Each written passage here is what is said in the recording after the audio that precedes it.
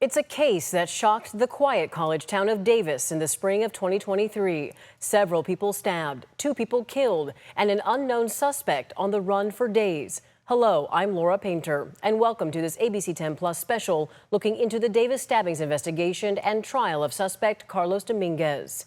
Here's a brief timeline of events. On April 27th, David Breaux was found dead in Davis's Central Park. 2 days later, on April 29th, UC Davis student Karim Abou Najm was stabbed in Sycamore Park. Then, a homeless woman was stabbed inside her tent on May 1st. She survived. That third stabbing helped police determine these cases were connected. Finally, on May 4th, about a week since the first attack, Carlos Dominguez was arrested. It was almost immediately after learning the names of the victims, an outpouring of support from the Davis community and beyond was seen. On April 30th, 2024, a year since the death of Karim Abou Najm, a vigil was held by his family. ABC 10's Becca Habiger was there, learning their emotional story. Here in Davis's Sycamore Park, a deadly stabbing took the life of 20-year-old Karim Abou Najm exactly a year ago. He was walking home on this very path when he was randomly attacked. But now this path is renamed for him, just one of many ways the community is honoring his life.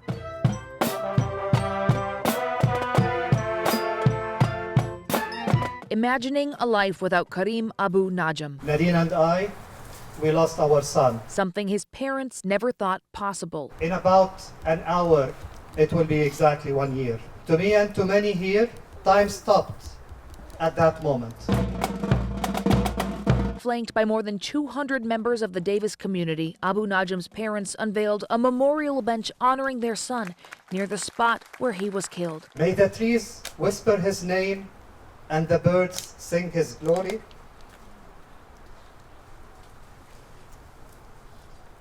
May the stars shine his light and the hearts carry his story. A memorial bench, walking path, and public art, all signs in Sycamore Park that Karim Abou Najm's life will be remembered more than his death. We grieve as a community, and we heal as a community. And once more, your presence is a great solace to us. And his memory will help students in the form of scholarships. Together, we have managed to start 3 awards at UC Davis that inspire change, innovation, creativity, and collaboration, all inspired by what Karim stood for. It's truly amazing how the family has been so strong in the midst of this tragedy. What a shining light they have been. For the community to come out and to honor the memory and also to see their tremendous strength. It's just been very, very moving. Abou Najm was the second victim. The first was David Breaux, and 2 days ago the community remembered his life. May 4th marks 1 year since the suspect, Carlos Dominguez, was arrested. Just days before Karim Abou Najm was remembered by family and friends, the first victim, David Breaux, was honored. On April 27, 2023, the city of Davis named the corner of B Street and 3rd Street Compassion Corner in David's honor, echoing the art bench project he created in 2013 to create a gathering and listening space. His sister talked with ABC 10 and had this to say about her late brother. David was someone who reminded us we are capable of compassion no matter who we are, no matter what walk of life we come from. And he just was a constant reminder that compassion can live and does live. The memorials for the 2 victims came exactly a year after each of their deaths. Now let's take a look at the day Carlos Dominguez was arrested. Here are the details from ABC 10's Jeannie Nguyen on May 4th, 2023. We've made an arrest. It's what the Davis community has been hoping for all week after 3 people were stabbed and 2 of them killed. That would be 21-year-old Carlos Dominguez. During a press conference today, Davis Police Chief Darren Pytel says Carlos Dominguez was a UC Davis student up until last week. Chief Pytel credits the community in helping officers track down Dominguez yesterday afternoon. Yesterday afternoon, we had about 15 callers over near Central West Davis, near Sycamore Park, and they reported seeing a person who matched the description Sycamore Park was the location where police say Dominguez stabbed and killed UC Davis student Karim Najm on Saturday night. 2 days before that, police say Dominguez stabbed and killed David Breaux at Central Park. Then this week, police say he stabbed a woman in her tent at 2nd and L Street. When police found him yesterday, he was just a few blocks from Sycamore Park. Chief Pytel says he was wearing nearly the same thing when he committed those crimes and had a large knife in his backpack. Police also say Dominguez lives at a home near Hawthorne and 8th, just a few blocks from Sycamore Park. Just about an hour ago, placed him under arrest on 2 counts of homicide for David Breaux and Najm, Karim Najm, and for 1 count of attempt murder. Police do say there is evidence the victims fought back because Dominguez had injuries on his hands and wrists. Following today's announcement, Davis Mayor Will Arnold assured the community that they can finally let their guard down. The individual believed to be responsible for these horrific, brutal attacks is no longer free to terrorize our community. Then, the next day on May 5th, Dominguez made his first appearance in court for an arraignment. ABC 10's Becca Habiger was there with the latest. We think the family of Carlos Reyes Dominguez was in the courtroom today, but let me tell you what we know. Dominguez's defense attorney met with a group of people after the hearing. Now, it's not uncommon for a defense attorney to meet with a defendant's family after such a hearing. We also recognized at least one of the people in the group from photos of Dominguez with his family that we have found on social media in recent days. But when we approached the group to ask about Dominguez, this is what they had to say. No conocemos a Carlos, no sé por qué están preguntándonos de él. We don't know Carlos. I don't know why you are asking about him, he says. Another man adds, we tried talking with the people who had conferenced after the hearing with the public defender representing Carlos Reyes Dominguez, seeking any information we can get on this young man accused of murdering 2 people and attempting to murder a 3rd. In a hearing that started at 1:30 and lasted less than 12 minutes, Dominguez appeared handcuffed and sullen. He kept his gaze downward, speaking only when the judge asked him a direct question. Mr. Dominguez, is that your true name? Judge Daniel Woke read the charges, 2 counts of murder with enhancements for willful, deliberate, and premeditated murder and using a deadly weapon, and 1 count of attempted murder with enhancements for premeditation, using a deadly weapon, and inflicting great bodily harm. The prosecutor also added case enhancements for multiple murders, the violence of the alleged crimes, and the suspect's danger to society. Your Honor, I would acknowledge receipt of the complaint, enter not guilty pleas to all counts and denials to all enhancements. As for the question of bail, it was originally set at $4 million, but the prosecutor asked the judge to make Dominguez ineligible for bail, so he would have to stay in custody for now. It took 2 lives and it almost cost a 3rd person their life. Given that the danger that the defendant represents to the public, I would ask that no bail be set. The judge ultimately sided with the prosecutor. We asked the defense attorney and the prosecutor for comment after the hearing. Both declined to comment. Dominguez is next in court on May 22nd at 9 a.m. here at Yolo Superior Court. Then, during one of his first hearings, our cameras caught an outburst from Dominguez that raised questions about his mental state. Here's a clip from court, June 20th, 2023. I want to apologize and I want to say I'm guilty and forgive me for... Hold on, sir, you have a 5th Amendment right. At the time of the outburst, Dominguez had already pleaded not guilty to 2 deadly stabbings and an attempted murder. His statement in court that day was not used against him or entered into the court record due to his not competent status at the time. Then, months after making his first appearance in front of a judge and the outburst a month prior, Dominguez's competency hearing started. That's when we learned more about his mental state around the time of the stabbings. Photo 10. Do you see the tree that you would throw the knife at or the detached blade at in this photo? Yes. Using your laser pointer, could you identify which tree it is? This tree right here. So it's the tree on the right of the photo, closest to the play structure? Yeah.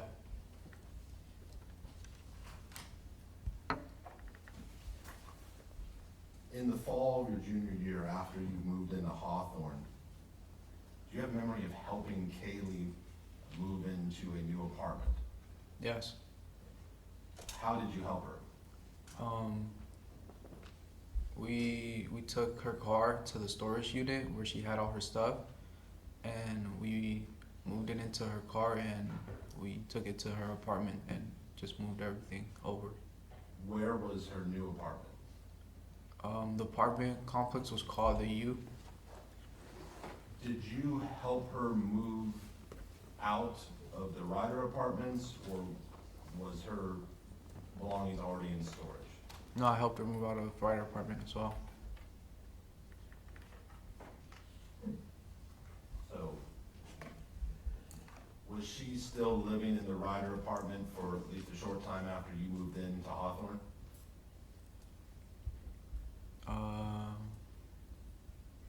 I don't remember. Do you have memory of moving things out of the Ryder apartment? Yes. And you also have memory of moving things out of the storage unit? Yes. After you helped her move, did you recall any occasions when she visited you at the Hawthorne residence? Yes. What do you recall? I remember she came and we went out to get Panda Express, and we came back and watched the show in my room. At this point, did you believe there was any chance that you and Kaylee would resume your romantic relationship? No. Did you still want to be friends with her? Yes. Do you recall giving Kaylee a Christmas gift, either shortly before winter break or after winter break, your junior year? Yes. What do you recall getting her? I remember it was a long sleeve Playboy shirt and a piece of lingerie. Why did you buy Playboy? By Playboy, what do you mean? The company Playboy, like it's like a bunny with ears. Did this long sleeve shirt have the Playboy logo on it? Yeah. Why did you purchase Kaylee a shirt with the Playboy logo on it? I remember at that time I was also shopping for myself and my brother, and I had gotten a Playboy hoodie and a t-shirt, and I looked into the women's section and I saw a shirt that I liked, and I decided to get it for Kaylee. Did you get her, you said you got her some lingerie? Yeah. Where did you get that from? From Playboy as well. Why did you give Kaylee lingerie given that you were no longer a couple? I don't know. Do you recall, well, how did you package the gift? I grabbed a shoe box and I drew on it, and I put the shirt and the lingerie inside the shoe box. What did you draw on the shoe box? I was trying to draw like a heart with diamonds inside of it, or like the diamonds with the shape of a heart.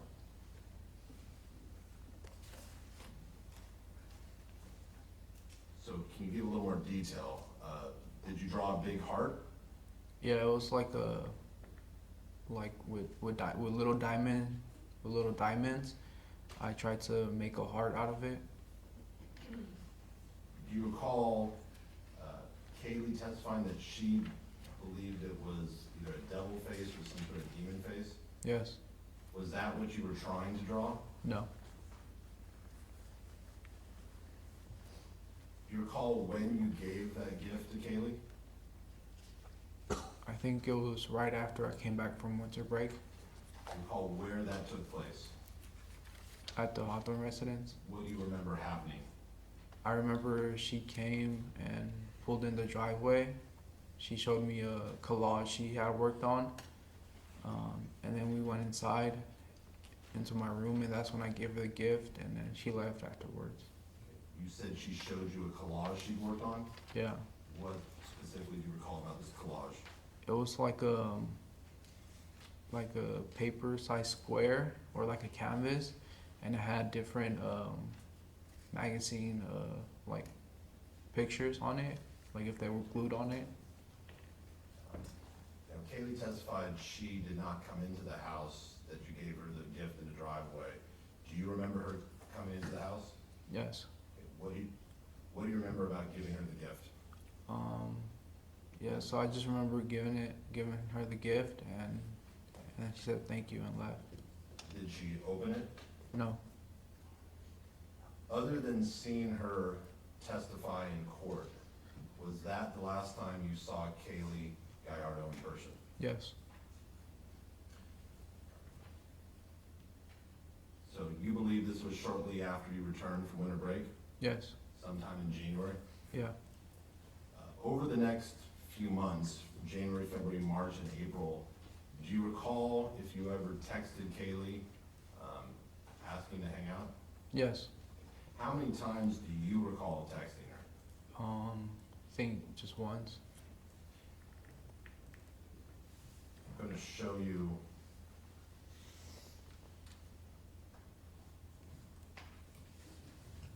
just one moment.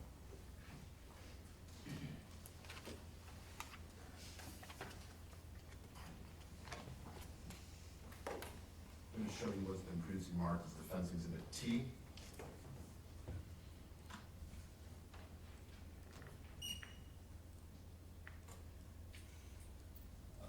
Mr. Dominguez, do you recognize this exhibit? Yes. What does it show? It shows me texting her and her response. So you text her on, what date did you text her? Wednesday, April 19th. And you indicated at the 19th at 7:40, you said, hey, WYD. What does WYD mean? What are you doing? And then what did you ask her? If she was free tonight to hang What did you mean? to hang out.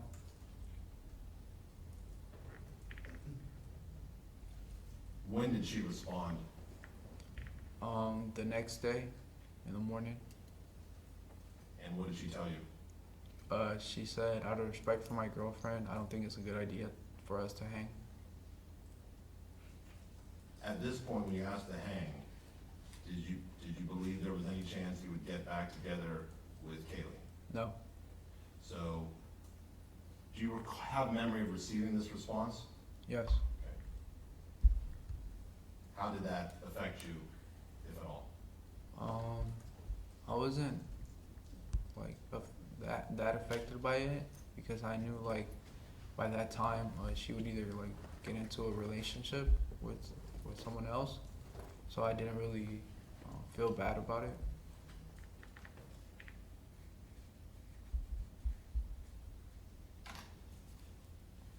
Now, I'd like to return to the Davis Police Department.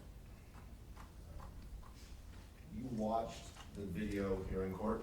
Yes. I want you, in answering these questions, unless I specify, I'm asking about your independent memory of the interview, not what you saw in the video. You Okay. understand? Yeah. You said you remember Detective Ramos meeting you at the back of the patrol car? Yes. What do you remember next? Then I remember walking into the interview room. And do you remember speaking with both Detective Ramos and Detective Muscardini in the interview room? Yes.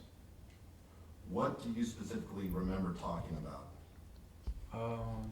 I just remember them telling me that I had stabbed 3 people and that I had killed 2 people and attempted to kill another. How many times do you remember them telling you that? Pretty often. What else do you remember about that interview? I remember that they asked for my Instagram account, and then I remember Detective Alex Torres walking in to do the nail clippings.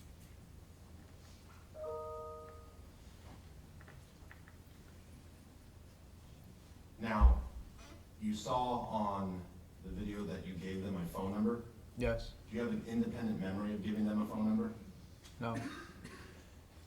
At that time, what was your phone number?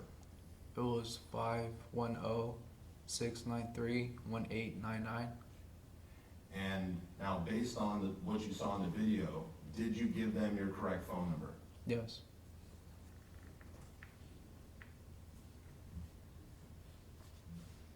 Do you have independent memory of them asking you for your email address? No.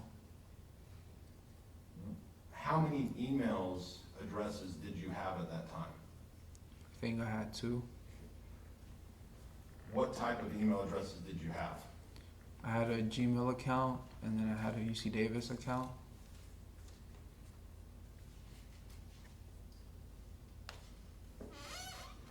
Do you remember what your UC Davis email was? Yes.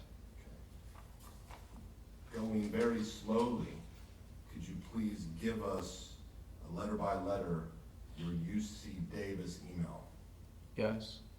CRDOMING@ucdavis.edu. If I could, I'm going to show you what's been marked Defense Exhibit W.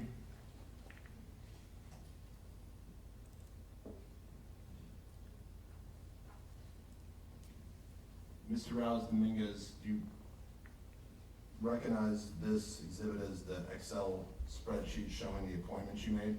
Yes. Just a moment. Can you see the phone number here? I have to zoom in probably. Yeah, I can't really see it. Can you see it now? Yeah. Okay. What phone number is that? It's 510-693-1899. Was that your accurate phone number at the time? Yes. And based on what you saw in the video, is that the phone number you gave the officers? Yes. And next to it, we see the name CRDOMING. Do you see that? Yes. Okay. What is that? I think that's the beginning of my email account for UC Davis. So to make that your email, if you put @ucdavis.edu after that, would that be your email? Yes. Did you also have a Gmail account? Yes. Do you recall what your Gmail address was at that time? Yes. Going very slowly, could you give us your Gmail address? CARLOS.REALES00@gmail.com.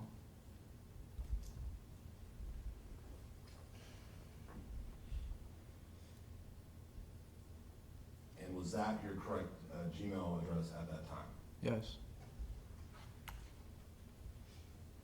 Do you have independent memory of what email address you gave the detectives? No. Did you, though, see the video when you tried to spell out your email address? Yes. Do you recall if you spelled out CRARLODOMI@ucdavis.edu? No.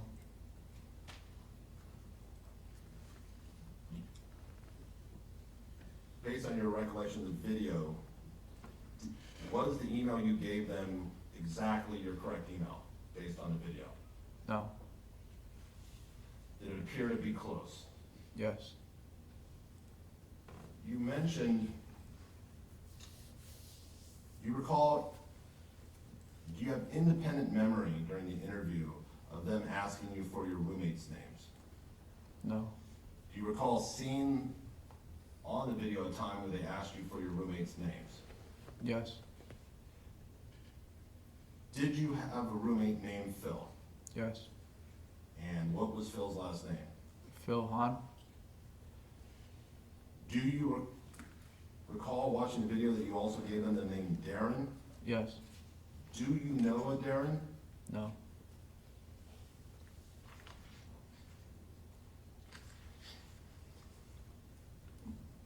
Did you know anyone whose name may have been close to Darren? I don't think so.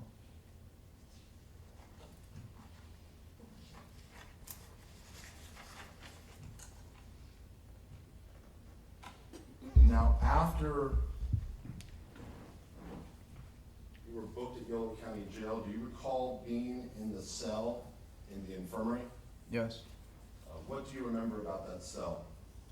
I just remember having a safety smog and a safety blanket. Did you have anything with you in that cell? Just my food. Did they give you any utensils to eat with? No.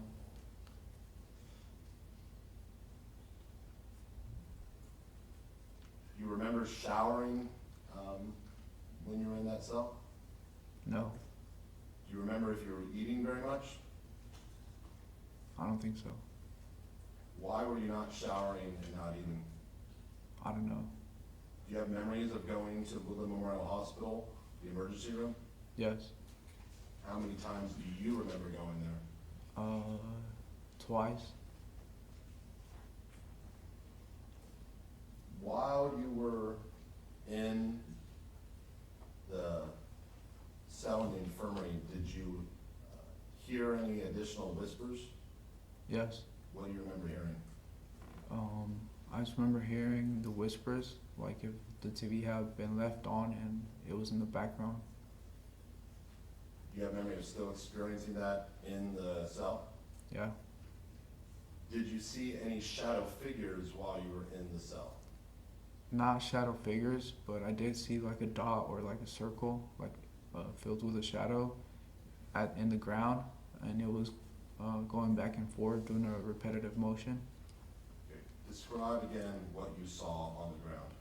It was like a circle or like a dot that was black on the ground. How many times do you recall seeing this circle dot on the ground?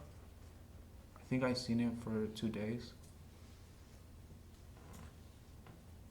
Did you ever tell any of the mental health staff that you were hearing whispers and you saw the dot on the ground? No. At that point, did you believe you had schizophrenia? No. Do you have any memory of meeting me at the jail? Yes. Do you have any memory of the meeting at the jail when it was both you, myself, Shanna Blind, Sonia Rocha? Yes. Were you taking any medication at that time? No. When you met with us, and I'm talking about before you start taking medication, did you trust us? I don't think so. Why not? I didn't really know who you guys were, and yeah. Did you know that I was an attorney? Yeah. Do you recall a prior hearing that lasted about a week in late July where people testified? I just remember like 2 people that testified. Who do you remember testifying during that prior hearing? I remember it was Kaylee and Mark. Do you have any memory of anyone else testifying during that prior hearing? No. Do you remember Phil Hahn testifying? No. Do you remember Gladys Verdon testifying? No.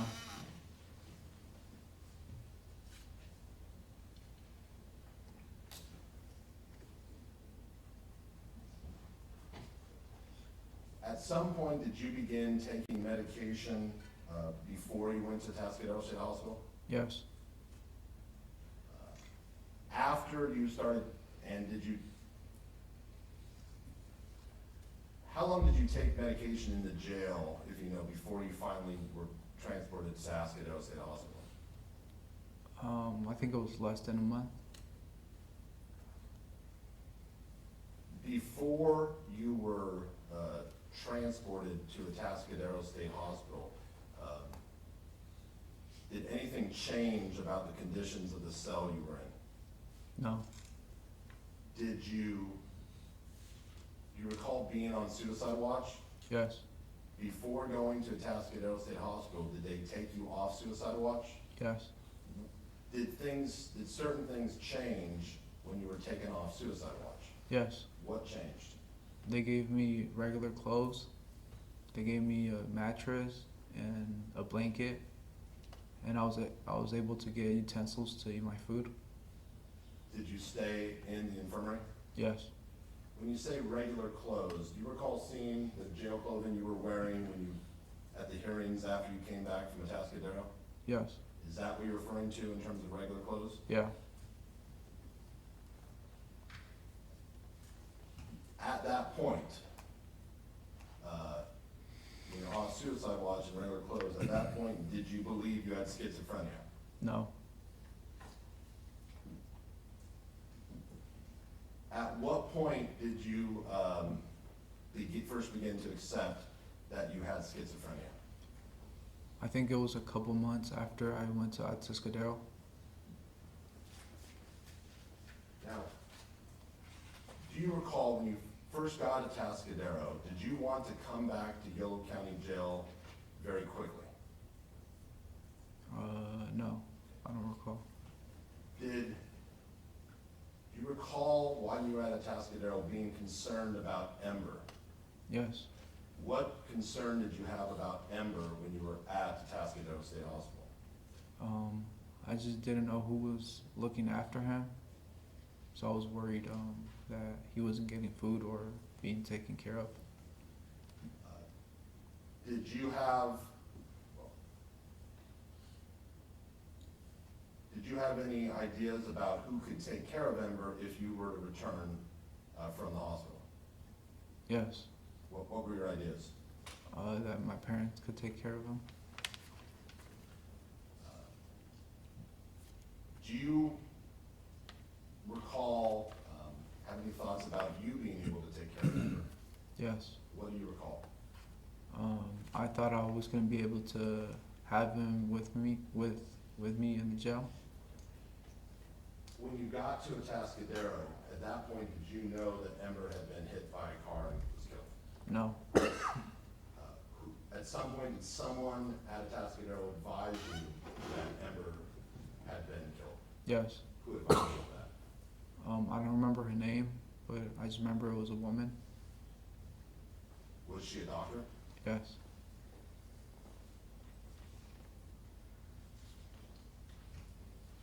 Now, Mr. Dominguez, during your testimony yesterday, you used the word paranoid to describe how you were feeling at times. Do you recall that? Yes. Is that a term that you discussed with doctors when you were at Atascadero State Hospital? Yes. What do you mean when you use the word paranoid?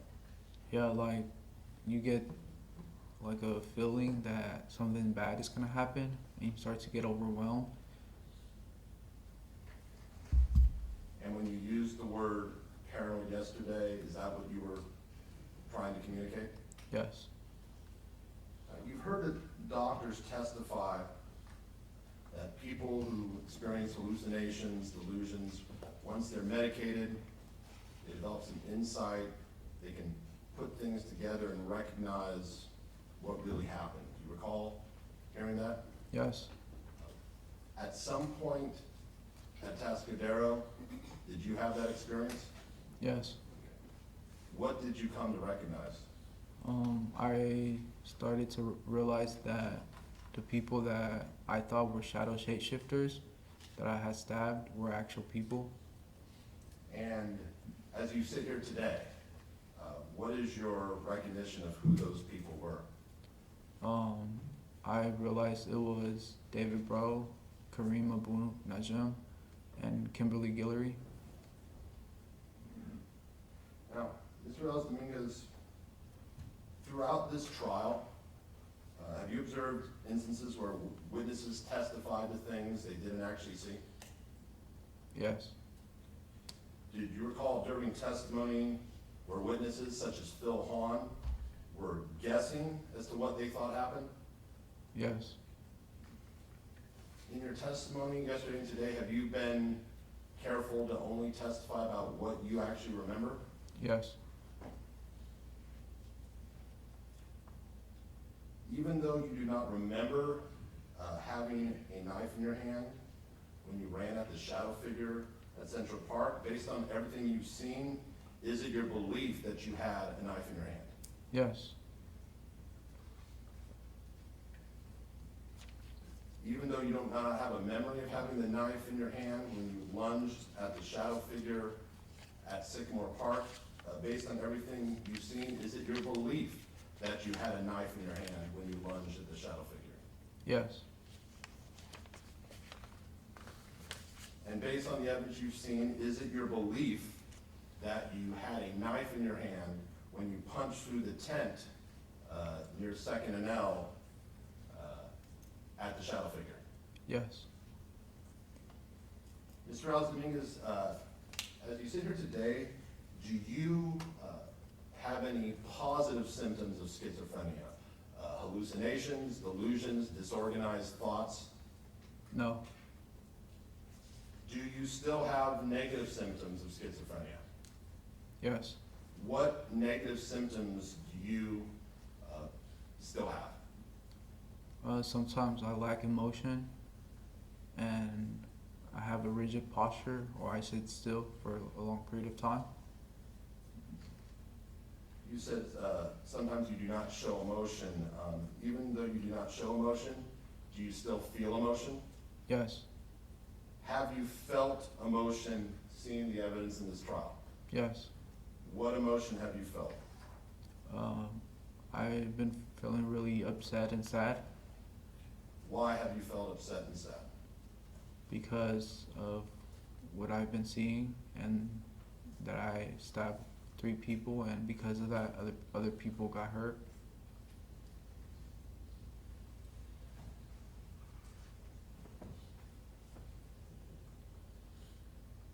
Do you recall Dr.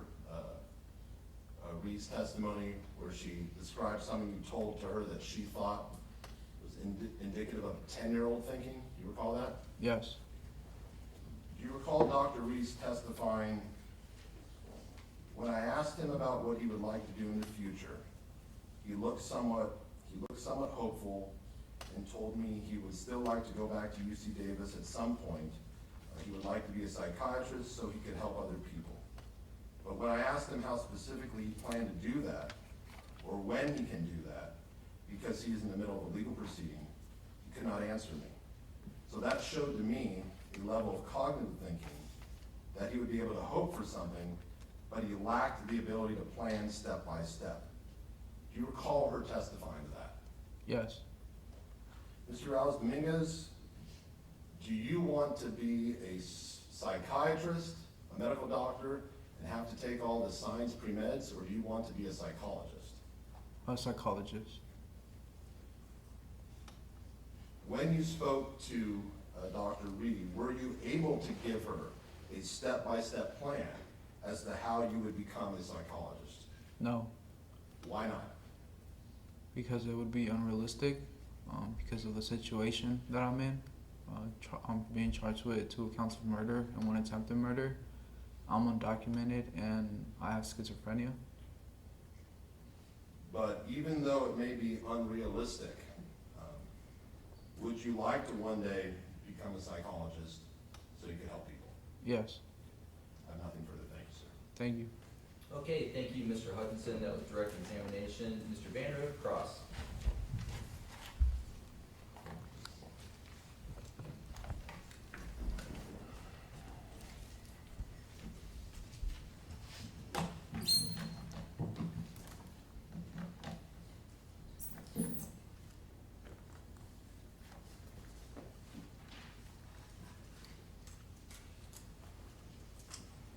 Morning, sir.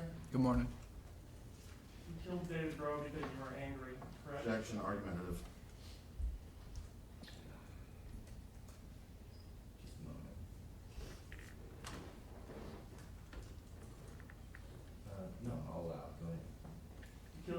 because you were angry, correct? Are you asking if I remember that or if I accept that? You killed him because you were angry, right? I don't remember killing him. And you killed Karim Abou Najm because you were angry, correct? Are you asking if I remember that or if I accept that? Is that why you killed him? No.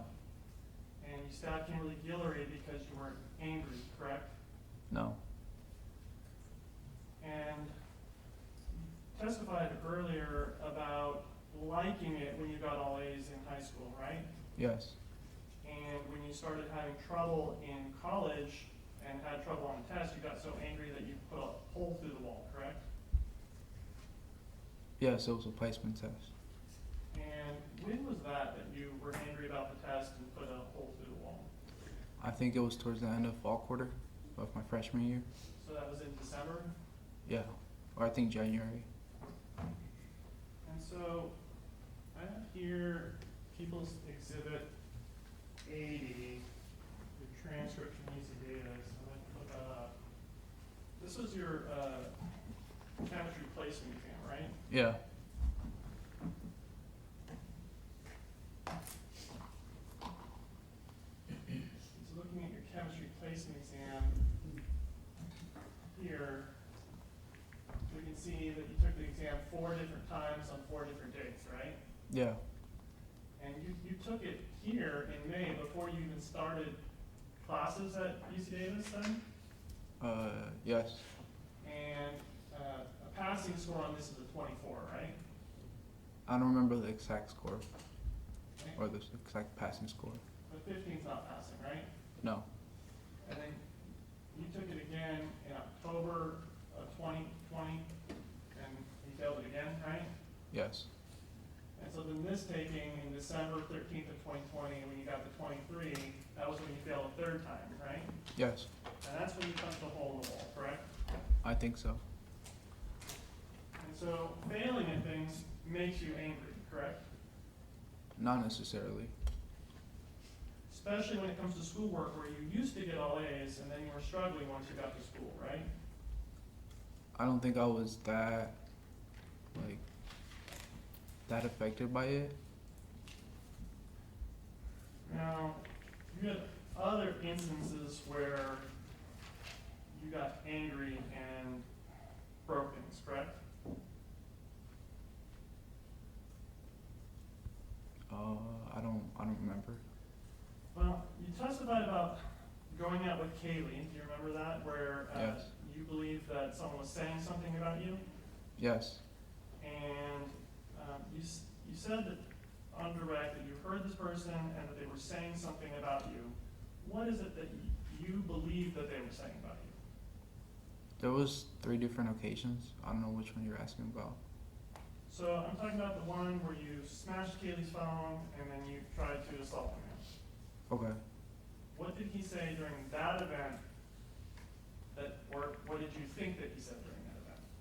I don't remember exactly what he said, but it was something towards the end where he said, "Oh, you look funny," in like a negative way, or So something funny. He was insulting you, right? Yeah. And that made you angry, right? Yeah. And you Alright. you wanted to fight him because you wanted to go after him. Not at the beginning. I just wanted to confront him about it and see if he was the one that actually told me that. Okay, and what happened when you went to confront him?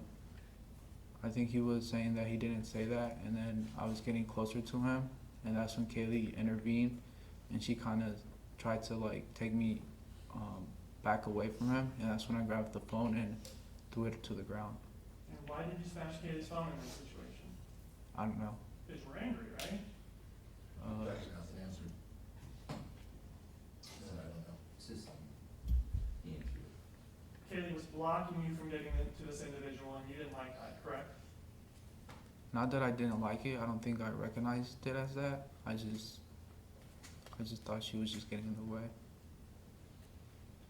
And you wanted to get at him, correct? Yeah. And you wanted to hurt him, correct? No. Well, what did you want to do with him?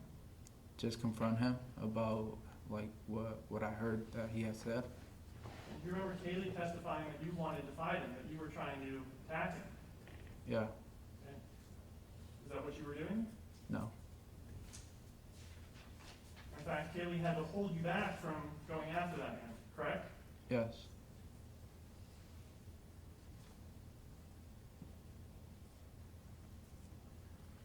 Do you know of anything about that situation that would cause Kaylee to misperceive what was going on or be wrong about what she observed? Objection, speculation, lack of foundation. Sustain. I'm not asking you to speculate. I just want to know what you know. Same objection, speculation, lack of foundation. Yeah, you need to be more specific, so sustain. Was there anything there that would have like blocked Kaylee's view so that she couldn't see what was going on? Was there loud noises so that she couldn't hear what was going on? Is there anything there that would have hindered Kaylee's perception of the events so that she could not accurately view and understand what was going on? I don't think so.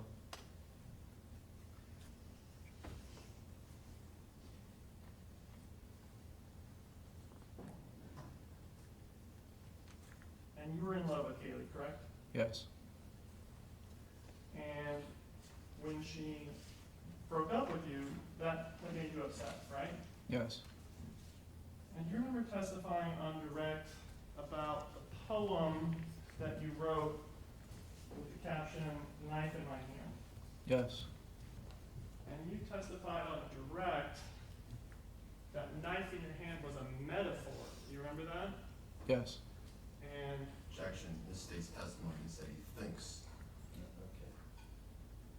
Okay. Rephrase. was it a metaphor? Yes. What's it a metaphor for? For cutting through the ice, just like going straight through it. And so you testified on direct that you didn't have any thoughts of harming Kaylee or anyone else. Do you remember that? Yes. So that's not accurate, is it? It is. In fact, you wrote other songs and poems about killing people. Objection. Didn't you? Sustained. Prosecutorial error, asked to approach. Sustained. The objection is sustained. Do you need another remedy at this time? Can we approach? I will ask for one at a break.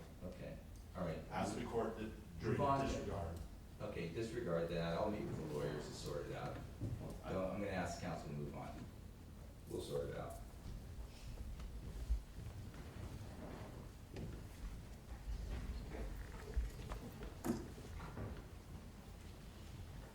You were thinking about killing people, correct? No, I wasn't.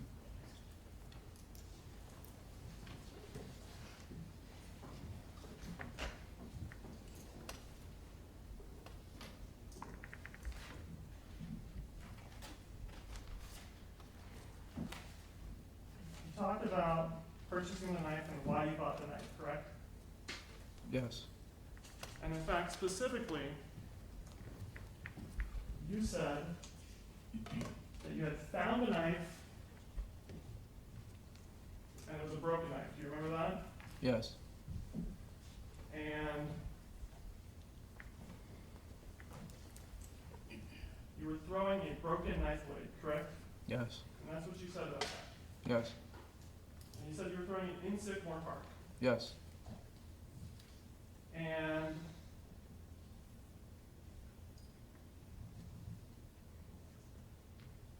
when you were throwing it in Sycamore Park, you were trying to stick it in a tree, correct? Yes.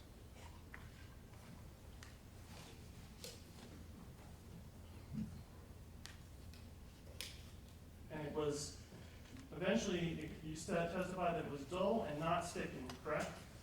Yeah, or at least I thought that was the reason it wasn't sticking. And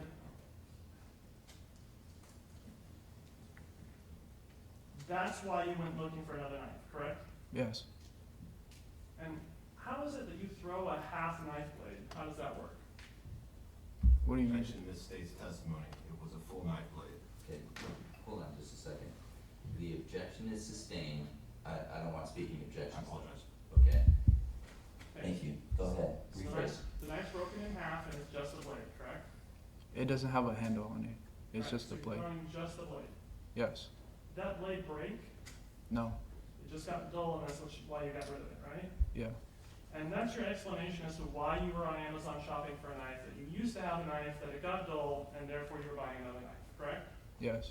But you've said other things about why you bought the knife, correct? Not that I remember.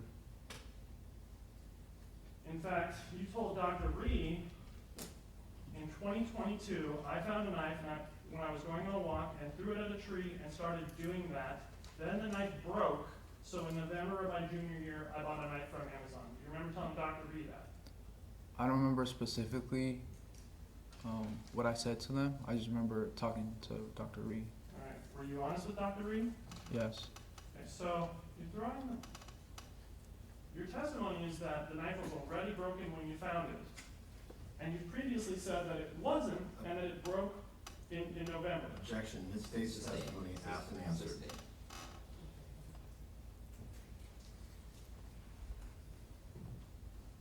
You told Dr. Breaux that the knife broke in November of your junior year, correct? Objection, Ms. State's testimony asked and answered. The reason why your story is changing about finding the knife and it breaking versus being dulled is because that part is fabricated, correct? Objection, argumentative.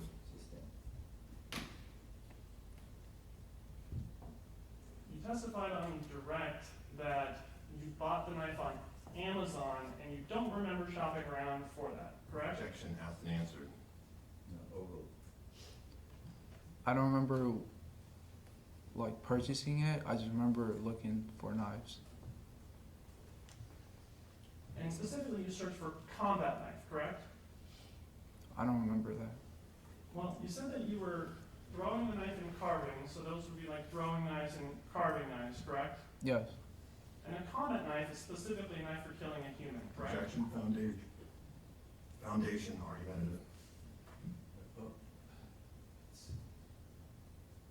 I'll allow the question. Do you remember specifically searching for a knife that was for harming humans? No. Because do you know that a combat knife is a knife for harming humans? No. Even today, you don't know that a combat knife is a knife that is for killing humans? Objection, asked and answered. Assumes facts, not evidence. Overruled. No. What is it you think a combat knife is today? I just thought they were regular knives. And you also then searched for a hunting knife, correct? I don't remember that. And a hunting knife is a knife for cutting through flesh, correct? I don't think so. Well, what is it that you think hunting knives are used for? I don't know. It could depend Depend on what? on what you're using it for. Hunting. Like hunting, like animals. Well, what is it that you think hunting knives are used for? Maybe for regular things, but also hunting, if that's in the name. Is there any reason that you know of why these Amazon search records would not be your records? No.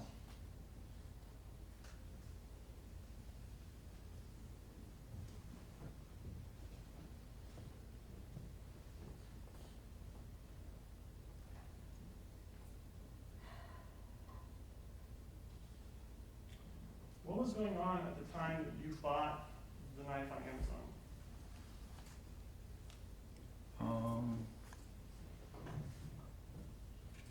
Can you clarify the question? What was going on at the time that you bought the knife on Amazon? Objection, vague as to based on personal knowledge or. Hold on. Overruled. If you understand the question, you can answer. Okay. Yeah, I don't really understand it. You were in finals when you bought it, correct? Yeah, I think I had a few finals. Right, and you were struggling in school at the time, correct? In some of my classes, yes. And you went shopping on Amazon for the knife after you took your first final, correct? I think so. And you had other finals pending still, correct? Yes. So why were you out shopping for knives instead of studying for your other finals? I don't know. because you were planning on hurting people with those knives, correct? No.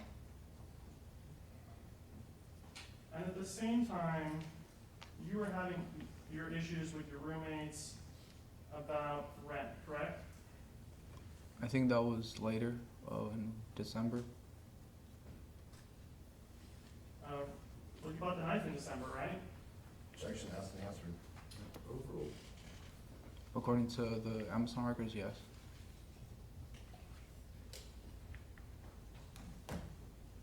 And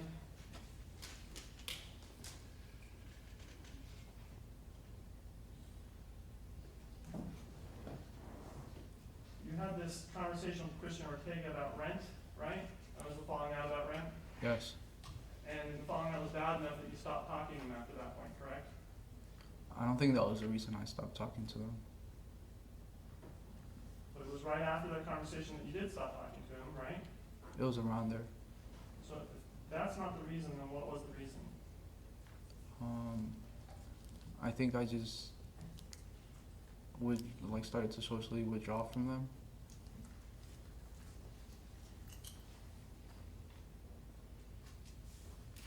Was this when you broke the toilet? I don't remember breaking the toilet. Do you have any reason to believe that it wasn't you that broke the toilet? Objection, speculation. Overruled. Overruled. I thought it wasn't me. I thought it was someone else. And this was around the time when you got in the argument with Mark Capito and Phil Hahn, correct? I don't remember getting into an argument with them.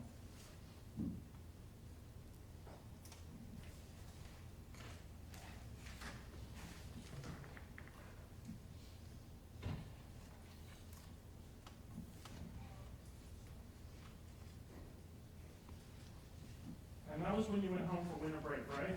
Yes. And you testified that you had no idea how you would get home from winter break if your dad hadn't driven you, right? Correct. But isn't there a training that goes straight from Oakland to Davis, the Capital Corridor? Not that I know of. Not in Oakland. I was in Tracy.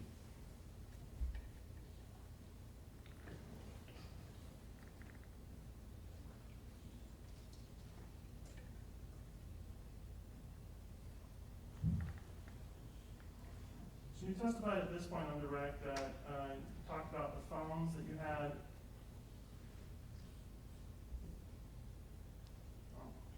And can we approach? No, I mean, if you have an area that is in dispute, just table it and then move on to something that's not.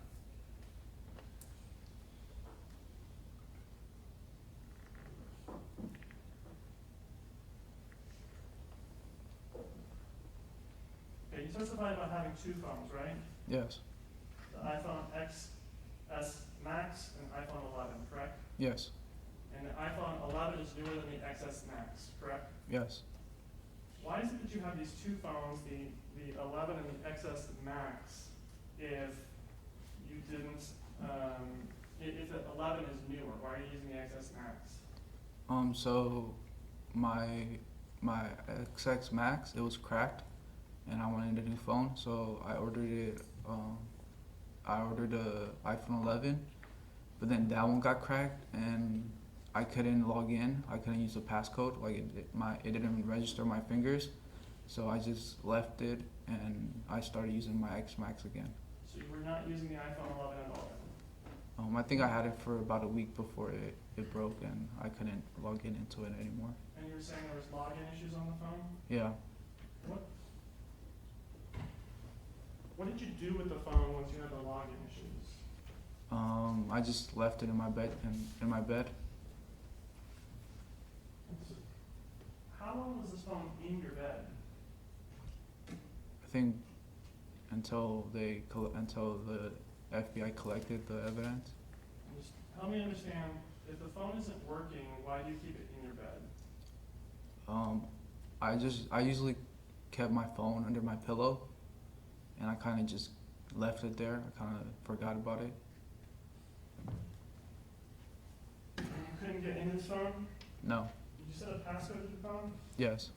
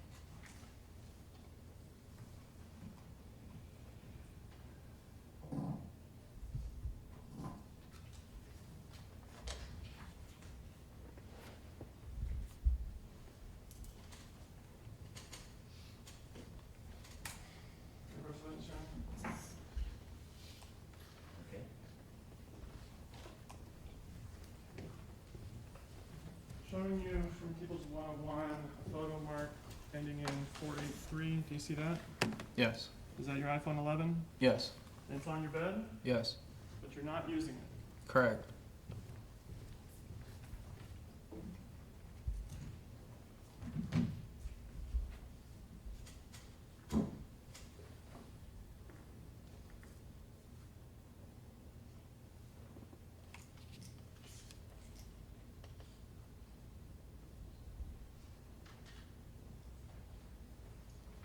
I want to talk to you about throwing the knife at Sycamore Park. You testified about that. Do you remember that? Yes.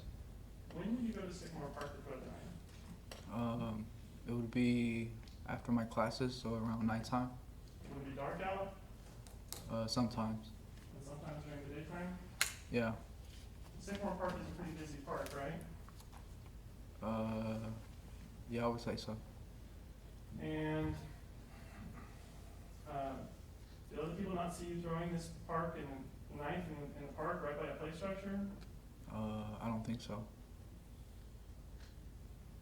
I mean, do you know of anyone who saw you? Did you see anyone noticing you throwing this knife at Sycamore Park at the play structure? Objection, Vegas, the time.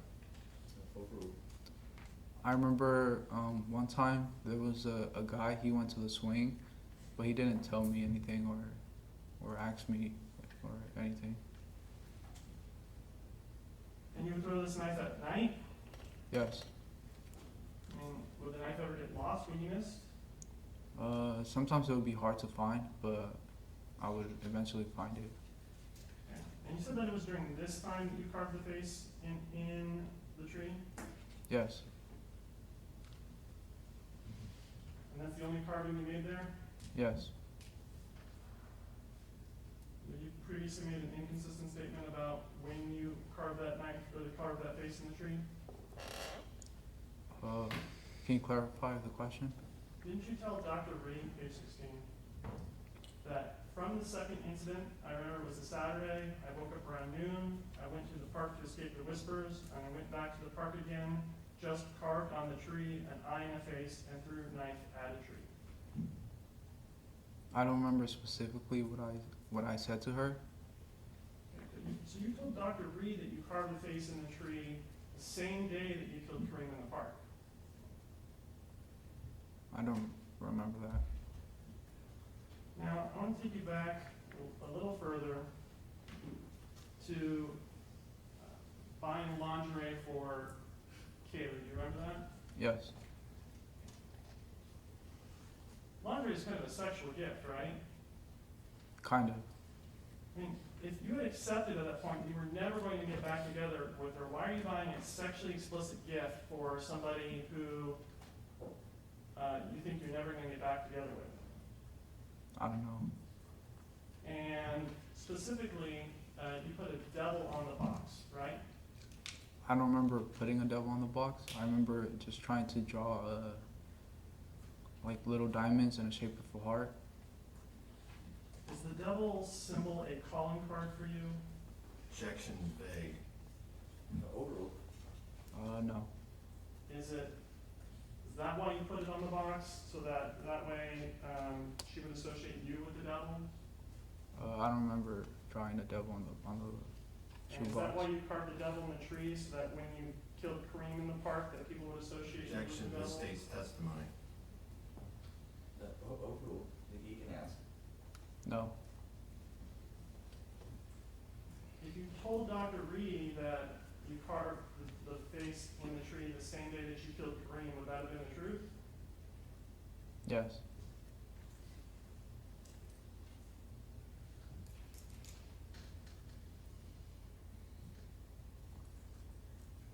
And you told these things to Dr. Reed in December of 2024, just a couple months ago, right? Yes. So you had already been medicated at the time you're having this conversation, correct? Yes. And so there's no real reason why you would have gotten that fact wrong when you were talking to Dr. Reed, is there? No, I think because I did work on it for other days, so I think I was just like I think I assumed that and just told her that that's when I worked on the carving. You specifically told her that it was on the Sunday where you killed Karim. Objection asked and answered.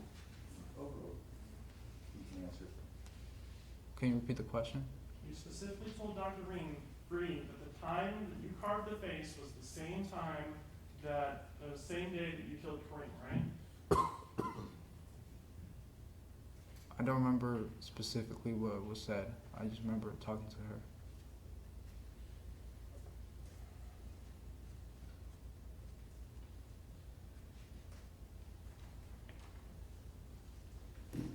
When you went to Central Park on the night of the 26th and the 27th, you brought the knife because you were planning on killing someone, correct? No. This is the knife that you bought on Amazon when you searched for combat knife, right? I don't remember searching for a combat knife. And but you have no reason to doubt those Amazon records, right? No.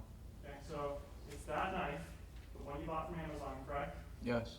Okay, so if you didn't bring the knife because you were going to kill someone, why'd you bring the knife? I would usually carry it when I would go out on my walks or my bike rides. In fact, you made claims that you always carry this knife, that you carry it all the time with you, everywhere you go, right? Not everywhere, just like walks or my bike rides. You told Dr. Breaux that you started carrying the knife since 22, right?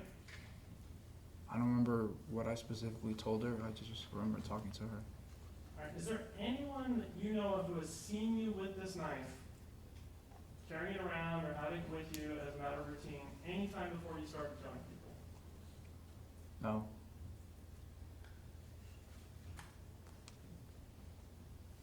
Now, you testified on direct that when you stabbed David, that you went out because of whispers. Do you remember that? Yes. And you testified about being on a bench, right? Yes. Tell us about that, please. Yeah, so I remember I was on a bench looking at a tree. I remember it was like a baby tree, still have like a barrier around it or to support it. And I think that's when I started to hear voices clearly saying, you won't go up to him, you won't go, you won't. And I started to get paranoid and started to look around. And that's when I seen a shadow figure on the bench next to me, or the bench over. And that's when I like lunged at him and kind of blinked out. All right, so I'm going to pull up, I think it's people's 2A. 2B. I'll put this on the overhead.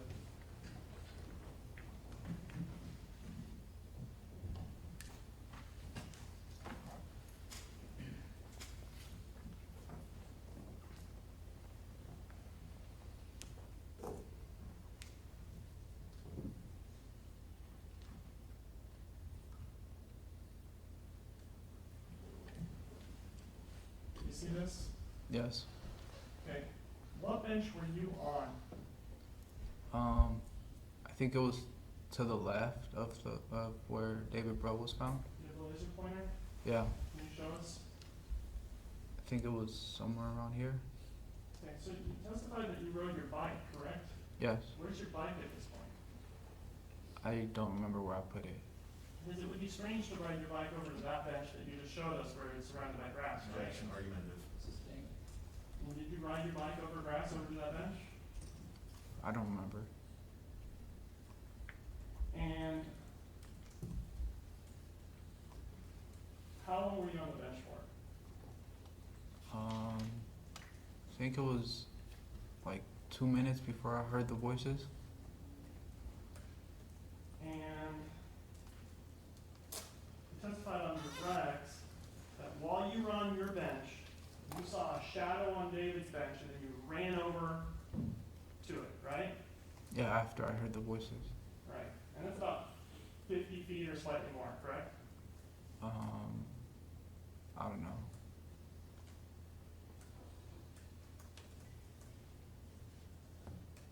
And you made a lot of inconsistent statements about this, right? Objection, argumentative. That's sustained. Yeah, I mean, you can ask him about statements. And when you were at Atascadero, You told those doctors nothing about going out to get whispers. You told them that you Objection, prosecutorial error, request to approach. Okay, no, just a moment. Just a moment, let me make a note. Hold on, folks.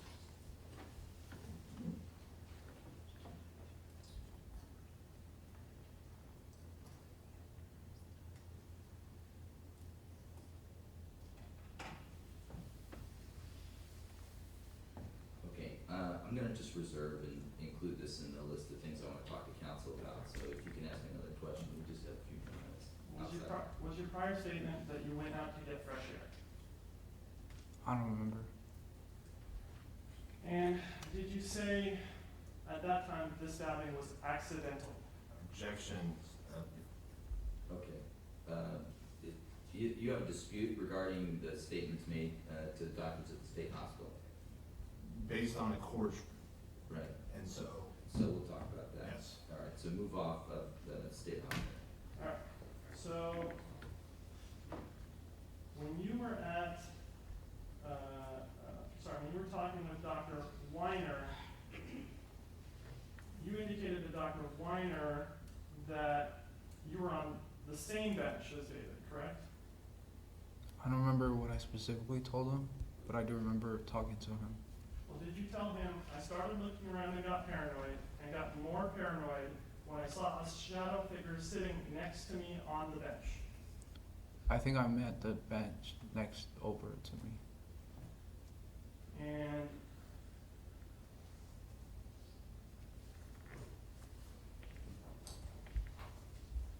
when you talked to Dr. Vincent, you said, the voices seemed to be evading you, and you saw a shadow figure next to you. I think I was trying to explain how it was, like on the bench that was next to the bench that I was in. And so,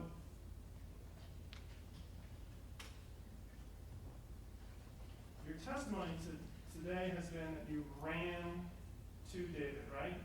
Yes. But when you talked to Dr. Vinson, Dr. Reed, and Dr. Weiner, you didn't say anything about running over, correct? I think I used the phrase lunged. You lunged for 50 feet? Yeah, or that's what I recall it as.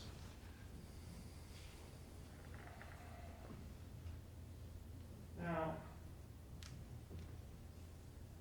you remember Dr. Zhu's testimony, right? No. The coroner who did the autopsy on David Breaux, do you remember that? No, I don't. Do you remember the testimony that David Breaux was lying down on the bench at the time that he was stabbed? No. Was David Breaux lying down at the time that he was stabbed? I don't know.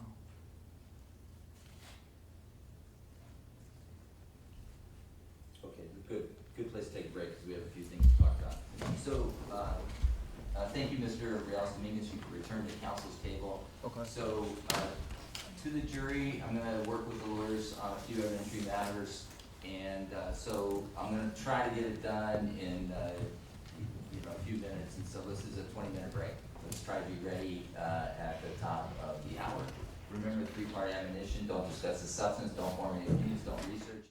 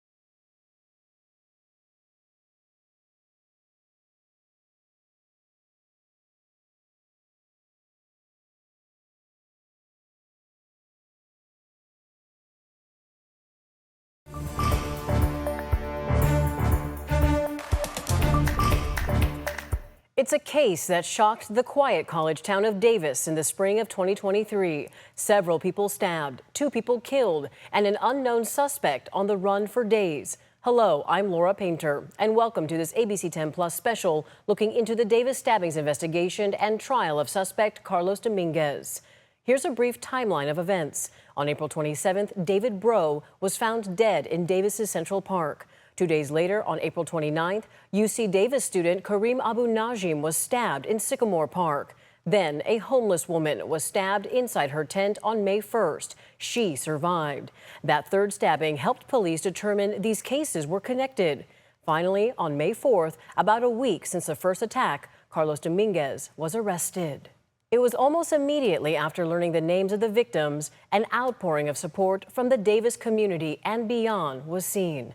On April 30th, 2024, a year since the death of Karim Abou Najm, a vigil was held by his family. ABC 10's Becca Habiger was there, learning their emotional story. Here in Davis's Sycamore Park, a deadly stabbing took the life of 20-year-old Karim Abou Najm exactly a year ago. He was walking home on this very path when he was randomly attacked. But now this path is renamed for him, just one of many ways the community is honoring his life.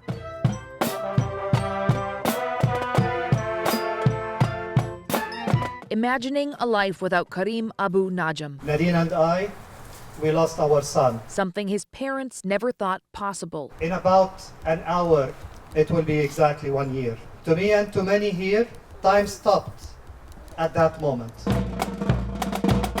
Flanked by more than 200 members of the Davis community, Abou Najm's parents unveiled a memorial bench honoring their son near the spot where he was killed. May the trees whisper his name and the birds sing his glory.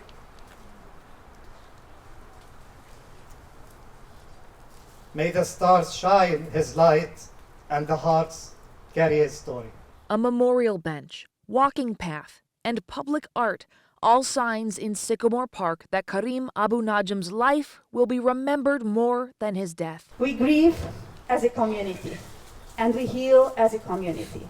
And once more, your presence is a great solace to us. And his memory will help students in the form of scholarships. Together, we have managed to start 3 awards at UC Davis that inspire change, innovation, creativity, and collaboration, all inspired by what Karim stood for. It's truly amazing how the family has been so strong in the midst of this tragedy. What a shining light they have been. For the community to come out and to honor the memory and also to see their tremendous strength. It's just been very, very moving. Abou Najm was the second victim. The first was David Breaux, and 2 days ago the community remembered his life. May 4th marks 1 year since the suspect, Carlos Dominguez, was arrested. Just days before Karim Abou Najm was remembered by family and friends, the first victim, David Breaux, was honored. On April 27, 2023, the city of Davis named the corner of B Street and 3rd Street Compassion Corner in David's honor, echoing the art bench project he created in 2013 to create a gathering and listening space. His sister talked with ABC 10 and had this to say about her late brother. David was someone who reminded us we are capable of compassion no matter who we are, no matter what walk of life we come from. And he just was a constant reminder that compassion can live and does live. The memorials for the 2 victims came exactly a year after each of their deaths. Now let's take a look at the day Carlos Dominguez was arrested. Here are the details from ABC 10's Jeannie Nguyen on May 4th, 2023. We've made an arrest.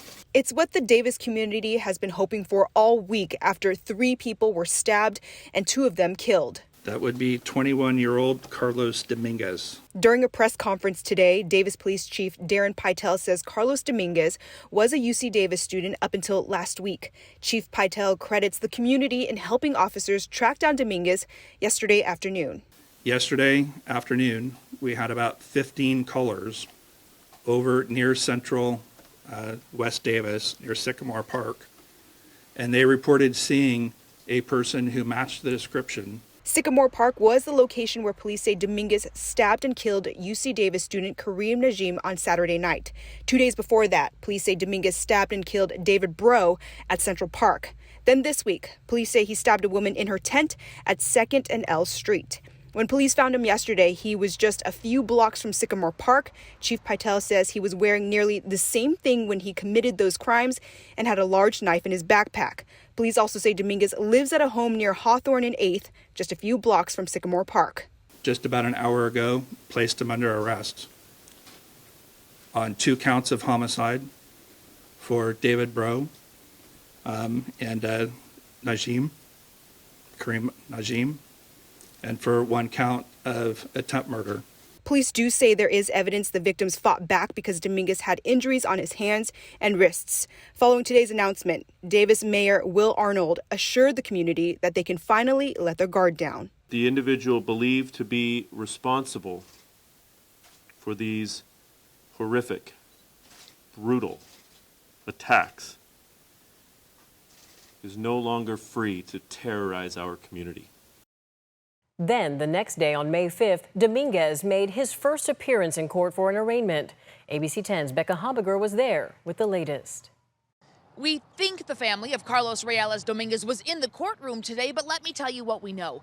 Dominguez's defense attorney met with a group of people after the hearing. Now, it's not uncommon for a defense attorney to meet with a defendant's family after such a hearing. We also recognized at least one of the people in the group from photos of Dominguez with his family that we have found on social media in recent days. But when we approached the group to ask about Dominguez, this is what they had to say. No conocemos a Carlos, no sé por qué están preguntándonos de él. We don't know Carlos. I don't know why you are asking about him, he says. Another man adds, we tried talking with the people who had conferenced after the hearing with the public defender representing Carlos Reyes Dominguez, seeking any information we can get on this young man accused of murdering 2 people and attempting to murder a 3rd. In a hearing that started at 1:30 and lasted less than 12 minutes, Dominguez appeared handcuffed and sullen. He kept his gaze downward, speaking only when the judge asked him a direct question. Mr. Dominguez, is that your true name? Judge Daniel Woke read the charges: 2 counts of murder with enhancements for willful, deliberate, and premeditated murder and using a deadly weapon, and 1 count of attempted murder with enhancements for premeditation, using a deadly weapon, and inflicting great bodily harm. The prosecutor also added case enhancements for multiple murders, the violence of the alleged crimes, and the suspect's danger to society. Your Honor, I would acknowledge receipt of the complaint, enter not guilty pleas to all counts and denials to all enhancements. As for the question of bail, it was originally set at $4 million, but the prosecutor asked the judge to make Dominguez ineligible for bail, so he would have to stay in custody for now. It took 2 lives and it almost cost a 3rd person their life. Given that the danger that the defendant represents to the public, I would ask that no bail be set. The judge ultimately sided with the prosecutor. We asked the defense attorney and the prosecutor for comment after the hearing. Both declined to comment. Dominguez is next in court on May 22nd at 9 a.m. here at Yolo Superior Court. Then, during one of his first hearings, our cameras caught an outburst from Dominguez that raised questions about his mental state. Here's a clip from court, June 20th, 2023. I want to apologize, and I want to say I'm guilty and forgive me for... Hold on, sir, you have a 5th Amendment right. At the time of the outburst, Dominguez had already pleaded not guilty to 2 deadly stabbings and an attempted murder. His statement in court that day was not used against him or entered into the court record due to his not competent status at the time. Then, months after making his first appearance in front of a judge and the outburst a month prior, Dominguez's competency hearing started. That's when we learned more about his mental state around the time of the stabbings. In July 2023, we heard from a former girlfriend and a former friend. He had said that the devil was talking to him in his dreams. Did it ever occur to you that he might have a mental illness? Yes. I was with Carlos, and he asked me if I have ever heard voices before. And how did you respond? I told him no, and I asked him if he has. And what did he say? He said yes. Following the competency hearing, Dominguez was initially found not mentally fit to stand trial. But that ruling was eventually overturned in January 2024, and a trial date was set for 2025. That brings us to April 28, 2025, the start of the trial for Carlos Dominguez. It was during this time we heard opening statements from the prosecution and the defense. ABC 10's Roxanne Elias was there in court that day. The trial of Carlos Dominguez began Monday with the prosecution giving their opening statement in front of 18 jurors at Yolo County Superior Court. To understand why this is going to be proven to be a deliberate, willful, and premeditated murder, you're going to need to go back further than when this kind of first comes to light, before David is found in the park. Dominguez is accused of stabbing 3 people back in 2023. The victims include 50-year-old David Breaux, who was known as the Compassion Guy. He was sleeping on a bench in Central Park when he was killed on April 27, 2023. The second victim was 20-year-old Karim Abou Najm, a UC Davis student who was walking in Sycamore Park when he was stabbed to death on April 29th. Then on May 1st, a homeless 64-year-old woman was stabbed in her tent but survived. 21-year-old Carlos Dominguez was arrested days later and is now facing 2 murder charges and 1 charge of attempted murder. His attorney, Daniel Hutchinson, said in his opening statement that he wasn't disputing Dominguez did the physical acts causing the deaths, but the events leading up to them. The question to be answered in this trial is not one of who did it. Rather, the question that will be presented to you is what was Carlos Reales Dominguez's specific intent and mental state when he did those physical acts? He says Dominguez got sick at some point before the incidents, but didn't recognize he was sick. He would later be diagnosed with schizophrenia. 2 men who found Davis's body at Central Park also took the stand and shared the conditions they found him in. The prosecution then ended the day with employees of the Davis Police Department detailing evidence from the day they found Breaux at the park. The defense is asking jurors to reserve judgment until they hear all of the evidence. Please keep in mind, as I mentioned earlier, that this trial is not just about the physical acts that Mr. Reales Dominguez did, but also what was happening in his mind when he did them. It was on day 3 of the trial when we heard for the first time from the sole survivor, Kimberly Guillory. She painted a vivid picture of the moment she was attacked. ABC 10's Roxanne Elias has the details from court that day. Are you the one that was assaulted? Yes. What happened? I don't know. He just ripped open the tent and started punching me, and then he went to one of the other tents and the other tent. Davis stabbing victim Kimberly Guillory was visibly shaken in court on Wednesday after prosecutors played the audio from her 911 phone call on May 1st. The 66-year-old, who was homeless at the time of the stabbings, took the stand for about an hour and a half, recalling what she was doing earlier that day. She says she was visiting a friend and returned to her tent that night when it was dark. She remembered everyone at a campsite being asleep, and so she went into her tent, sat down, and started looking at her phone. She described someone coming up behind her where she was sitting and coming down on her with a knife. Guillory says at the time she wasn't sure she was being stabbed and thought someone was just punching her. At first, it took her breath away, and then it continued, and that's when she began to feel pain. In court, Guillory said she began screaming, and her friends from the campsite came to her rescue. They came running towards me, and that's when they grabbed him and started fighting with him, trying to get a hold of him. I turned around and Isaac said, "Oh my God, you're bleeding." And then all of a sudden I felt blood just gush out of my back, the back of me. And that's when it really started to hurt. Guillory also described seeing Carlos Dominguez's face through the opening in her tent made by the knife when she was being stabbed. Following the attack, she says she spent several weeks in the hospital, and it took her about a month or 2 to fully recover. I do remember him looking at me, though, with this look like this, like he was angry that he wasn't able to continue doing what he was doing. You can watch the full video of the opening statements and testimony from Guillory on the free ABC 10 Plus TV streaming app. Follow the case's latest major developments on abc10.com. Thank you so much for watching. I'm Laura Painter. See you next time.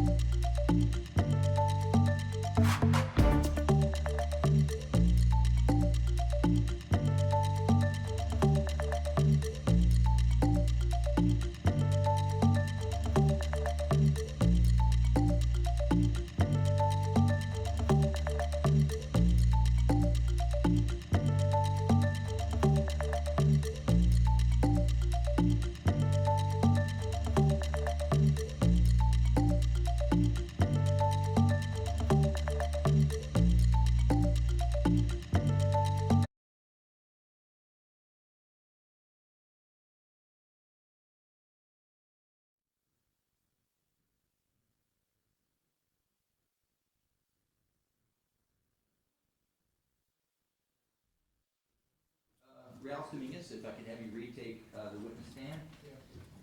And we're on cross-examination by Attorney Vanderhook. Let's give the witness a minute to sit down.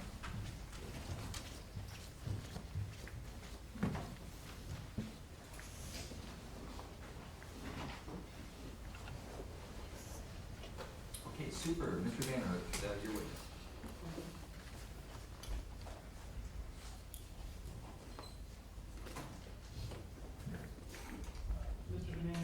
We talked earlier about the iPhone XS Max and the iPhone 11. Do you remember talking about that? Yes. And we talked about the iPhone 11 that was on your bed, but is not a phone that you use. Correct. What's the passcode to that phone?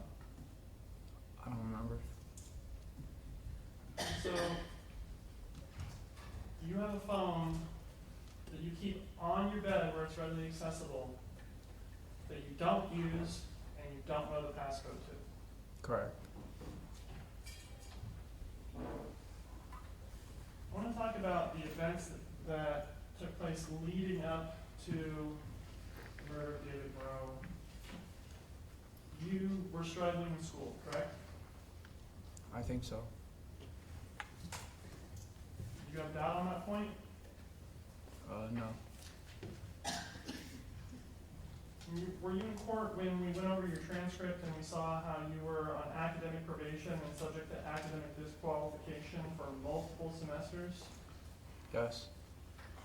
Pretty much from the start of your college career, correct? I think so. And you had to file an appeal for your academic disqualification on one prior occasion, correct? Yes. And then in the last full semester that you completed, you got straight Fs and 2 withdrawals, right? The quarter? Yeah, for winter quarter 2023. Yeah. And you had filed an appeal on that, correct? I think so. Right, so you knew that you were on the verge of being kicked out of school, correct? Not kicked out of school, but placed on academic probation. Disqualification is that you're out of the school. Do you remember talking about that and that it was different than probation? No, I remember that it was academic probation. Okay, so when you filed an appeal, you didn't understand that you were about to be kicked out of school? No. You were also having, you were also trying to rekindle with Kaylee, correct? No. And you had just bought her lingerie in December, and then 1 week before the killings began, get that overhead, I'm going to file people's 43 began. You texted her to try and meet up with her again, right? Yes. And you loved her, right? Yes. So, if it could rekindle, that is something you would have wanted, right? Yes. And so if you're asking her, hey, do you want to hang out just 1 week before people started dying? Correct? Yes. And there was issues with money, correct? I didn't have issues with money. It was just that financial aid came in later than I expected, so it was just delayed. People's 84K, lack of publish and sustained record ground. I haven't seen it. Have you seen it? I've seen it, but I'm not sure which part he's showing. Just the first page. Okay, well, just let me see it. The subpoena record, I'm sure it's fine, but let me just take a look at it. Thank you. And you're showing the first page? Yes. Right, that's fine. And you said it was 84 or something? It's 84A, right? Okay. You want to zoom in.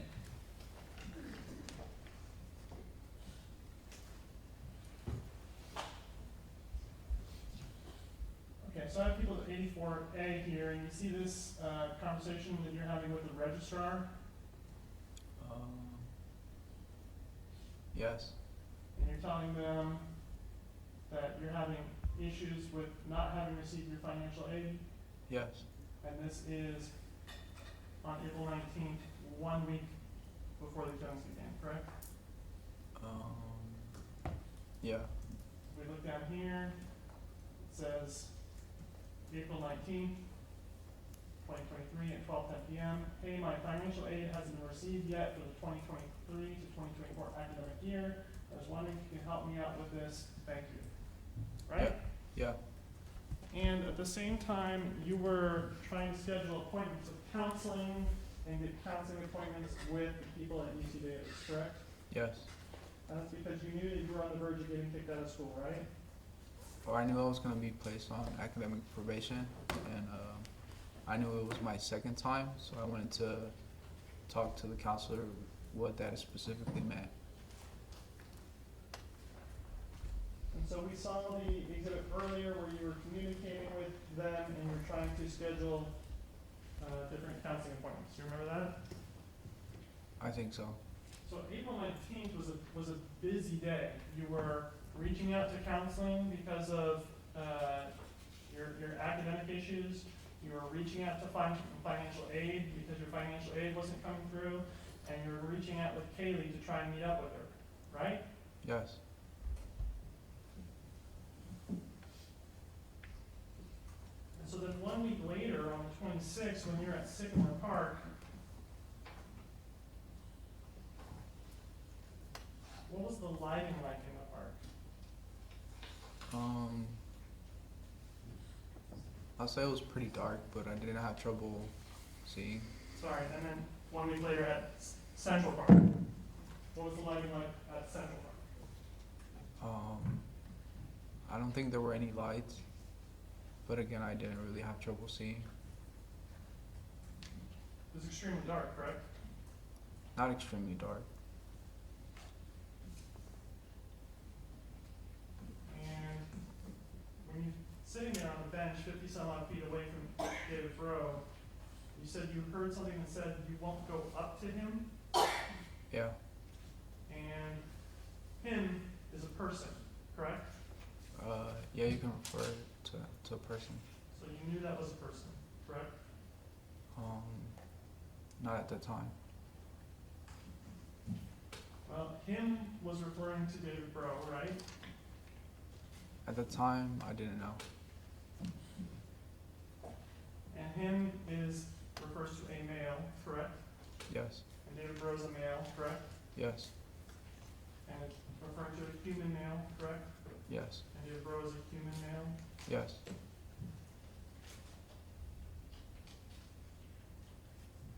And you didn't have your phone with you? I don't remember. And you brought the knife? Yes. And you carried the knife to Sycamore Park, right? Yes. How did you transport the knife to Sycamore Park? Sorry. How did you carry the knife to Central Park? I would have it in my pocket. And it was in its sheath? Yes. And so the sheath is important for the knife, correct? Yes. Is it sharp? Yes. and the sheath prevents you from cutting yourself with a knife, correct? Yes. And so you would put this sheathed knife in your pocket, because if you didn't have the sheath, it would just cut through your pocket, correct?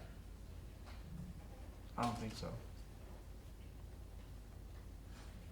And at this time you were carrying it in the sheath, correct? Yeah.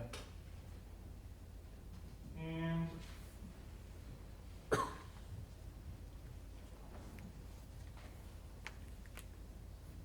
when you are talking to Dr. Weiner, Dr. Ree, and Dr. Vinson about stabbing David Breaux, you don't always refer to him, or refer to a shadow, right? You use other terms, correct? Yes. In fact, you told Dr. Weiner that you thought, quote, it was a supernatural being next to me, correct? Yes. And you use that term supernatural being repeatedly, right? Yeah. And what's the difference between a shadow and a supernatural being? They're the same thing. And is a supernatural being a person? No. Is it wrong to harm a supernatural being? Objection, relevance. It's sustained at this stage.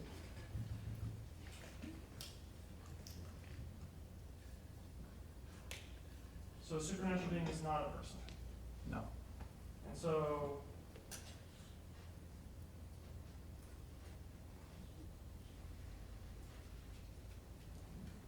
when you say it was a supernatural being next to me, how is that not referring to you being on the same bench? I think I was talking about the bench, that it was next to me, or it was the bench next to me.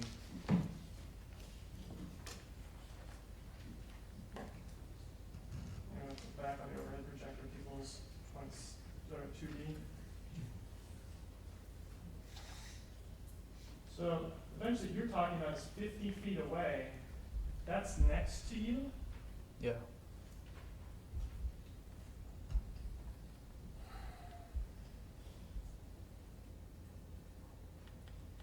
And in fact, with Dr. Vinson, you again referred to it as a supernatural being, correct? I don't remember what I specifically said, but I do remember having a conversation.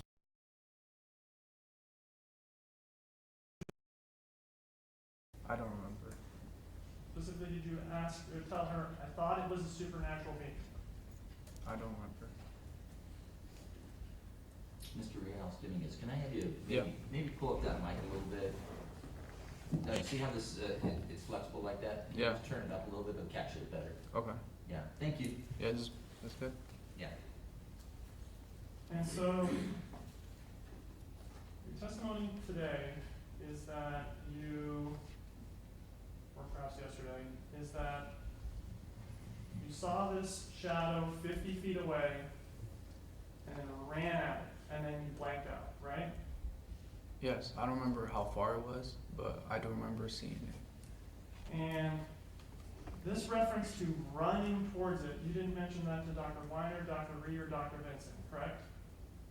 No, I think I used lunge, and they were the same thing. Running 50 feet towards something is the same as a lunge? Yeah.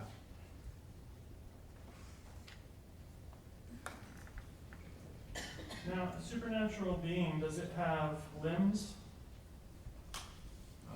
No. Objection vague as to. I don't know what that means. Sustained.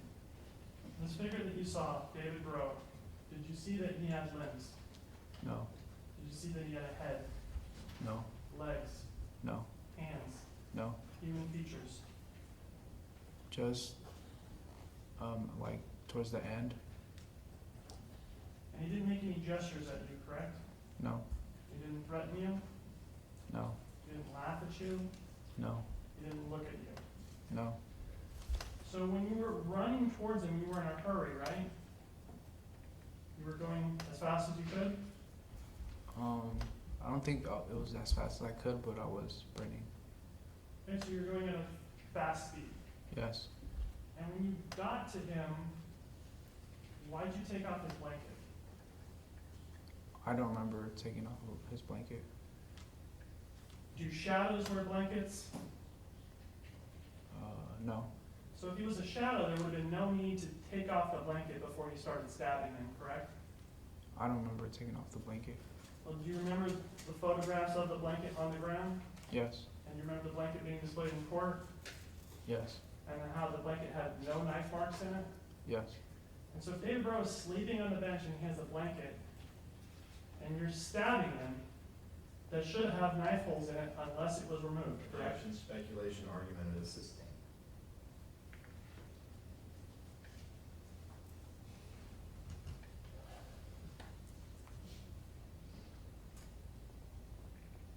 Now,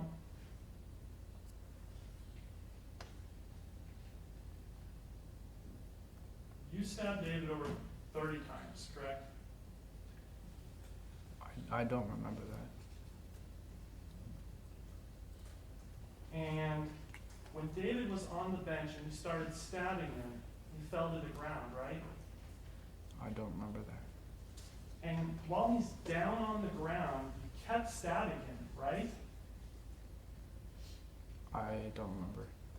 And as he's getting up and getting back into the bench, you continue stabbing him, right? I don't remember. In fact, when he's trying to defend himself in a seated position, you even at one point put the knife right through his hand, correct? I don't remember.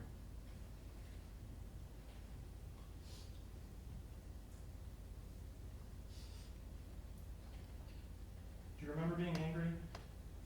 No. And after this, you went home, correct? Yes. And you had just stabbed someone many times, correct? I don't remember. Well, from the evidence in court, are you convinced that you stabbed someone many, many times in Sycamore Park? Yes. And so at this point, you've left the sheath behind at the scene, correct? I don't remember. Well, do you remember the evidence of the sheath being left behind? Yes. And do you have any information that leads you to believe that that isn't your sheath? No. Okay, so if you no longer have the sheath and you're carrying this double-edged sharp dagger, how is it that you get the dagger home? I don't remember. Was it in your hand? I think I put it back in my pocket. Which pocket? My right pocket. Your pants pocket? Yeah. And this sharp dagger didn't go through your pocket? I don't think so. And when you got home, there was a lot of blood, right? I don't remember seeing blood. Well, there was blood on the knife, right? I don't remember it. And was there blood on your clothing? I don't remember.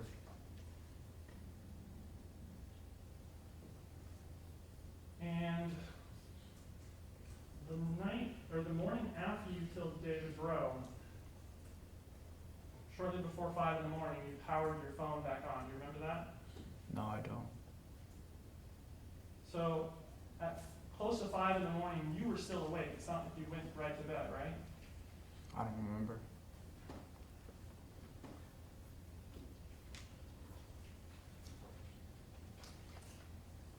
And the next night, you went out and you conducted some reconnaissance over at Sycamore Park, correct? Argument of Assisting. The next night, you went to Sycamore Park, correct? I don't remember. You had just been in the park the night before, Central Park, where you believed that a supernatural being 50 feet away was something that you had to run towards. Why would you go to another park the next night after such a traumatic event the night before? I don't know. Was it because you wanted to check for exit routes? I don't think so. Was it because you wanted to look for the dark areas in the park? I don't think so. And while you were there, you had your phone, right? I don't remember. and you turned off your phone in the park because you were concerned about being tracked, right? I don't remember. Do you know of any other reason why you would have turned off your phone? Objection, speculation, relevance. Overall, you can answer if you know. No, I don't remember. Now, you testified on direct that you had seen some sort of supernatural being on a bike in Sycamore Park before, correct? Objection, state's testimony. Overall, if you understand, you can answer. Can you repeat the question? Yeah, on direct, you testified that in March, you saw an individual on a bike that was a shadow, with a big gaping maw, making a gesture, pointing and doing things like that. You testified about that happening in March, correct? Yes. All right. And that was, your testimony is that that was in Sycamore Park, correct? Objection, state's testimony. Well, sharpen your question. Was it in Sycamore Park? It was near Sycamore Park. And so Sycamore Park is an area where you run into issues before then, correct? Just at one time. And so if you had just run into a supernatural being in Central Park, why would you if you just run into a supernatural being in Central Park, why would you the next day go to Sycamore Park where you also run into a supernatural being before? Shouldn't you be going to areas to avoid supernatural beings? Objection, argumentative. Overall, you can answer. I don't think I was worried about that. Well, I mean, if you weren't worried about supernatural beings, then why did you stab David over 30 times? Objection, argumentative. Sustained.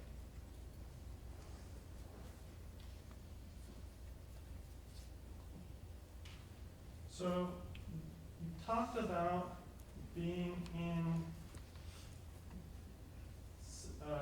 Sycamore Park the night you killed David, or you killed Karim, correct? I don't remember going to the park. I just remember being on my way home. You remember being in the park though, right? Yes. And you didn't have your phone with you, right? I don't remember. Because your phone was off. You had turned it off in Sycamore Park 2 nights before, correct? I don't remember.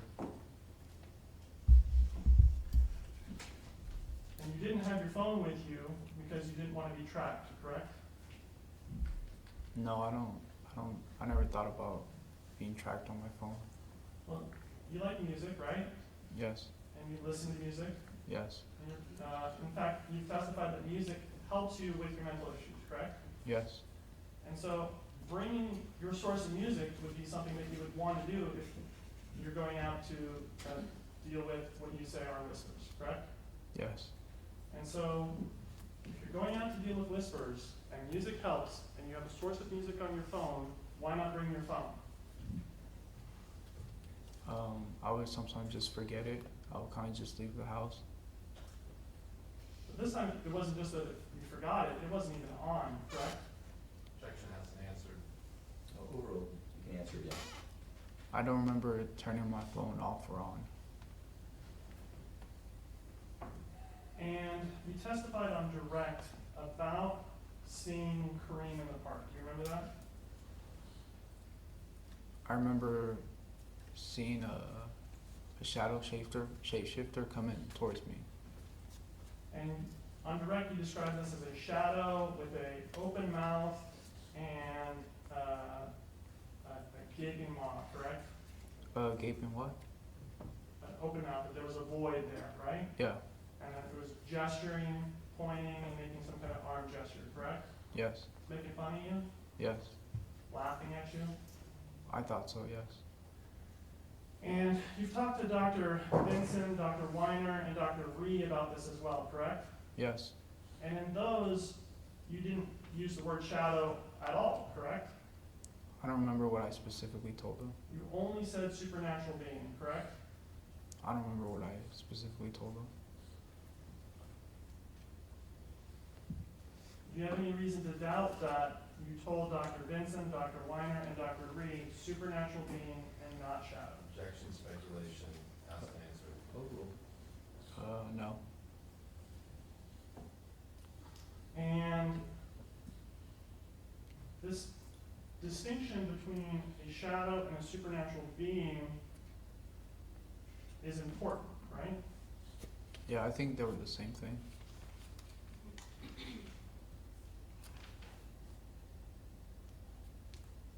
But you know that a supernatural being is a person, right? No.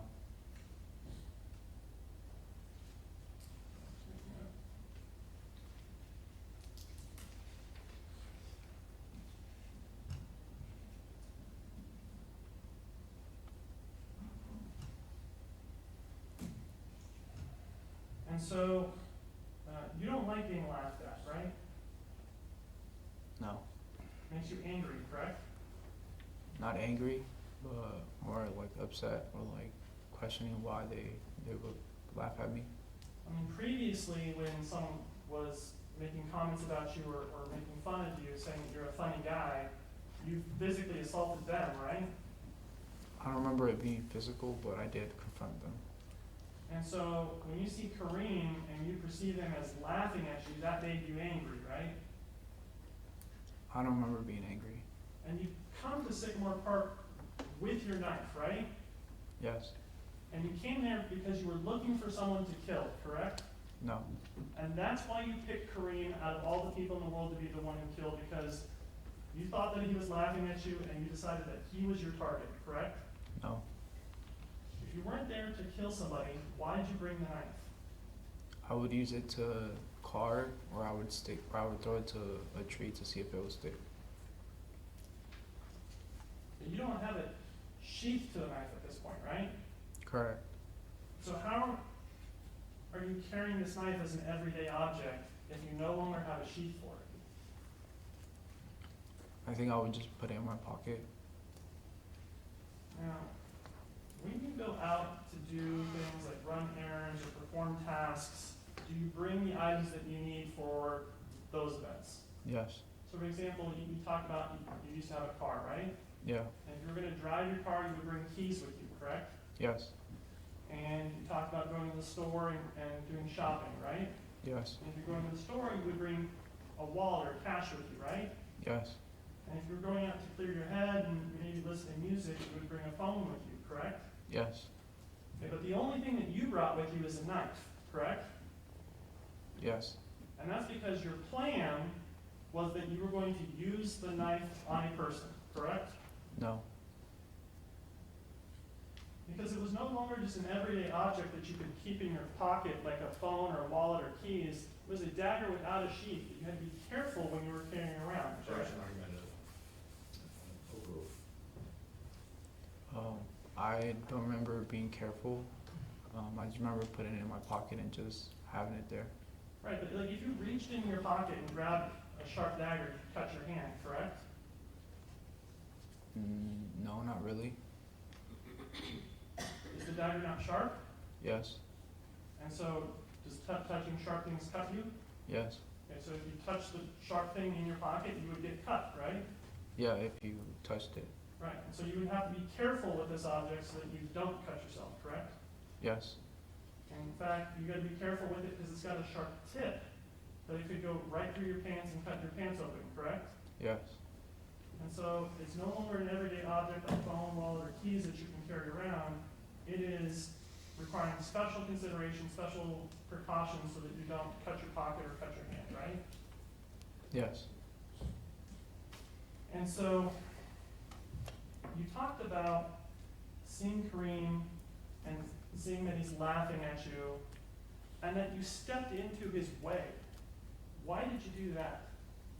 I thought if I stepped in his way, he would see me and he would either like move the other, like to the right or to the left, and that he would stop laughing and pointing at me. Because you wanted him to stop laughing and pointing at you, correct? Yes. And so you got in his way because you wanted to provoke a confrontation with him. You wanted a physical altercation with him, correct? No. There's a man coming down the path on a bicycle, right? Yes. And he's moving at a decent speed, right? Yes. And you step directly in front of his way, right? Yes. How is that not trying to provoke a physical confrontation when you get in his way and cause him to crash into you? When I got in his way, there was a few feet between us, so if he seen me, he would have been able to move to the left or to the right. If there was a few feet between you, you also could have moved back out of the way, right? Yes. But you didn't, right? No. Because you wanted that collision, you wanted to get in a confrontation with Karim, correct? No.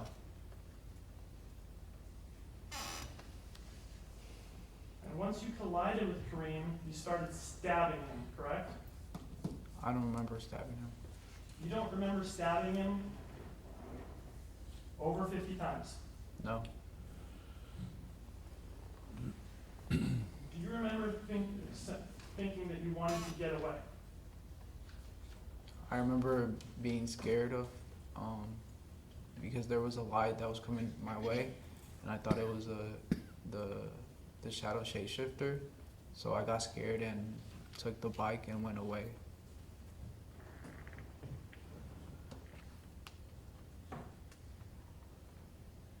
You said earlier that you wanted Karim to go away, right? I think so. And your testimony is that this was a shadow with a void for a mouth that you're scared of, right? Yes. And despite being scared, you got in the way as it's coming at you to cause this collision, right?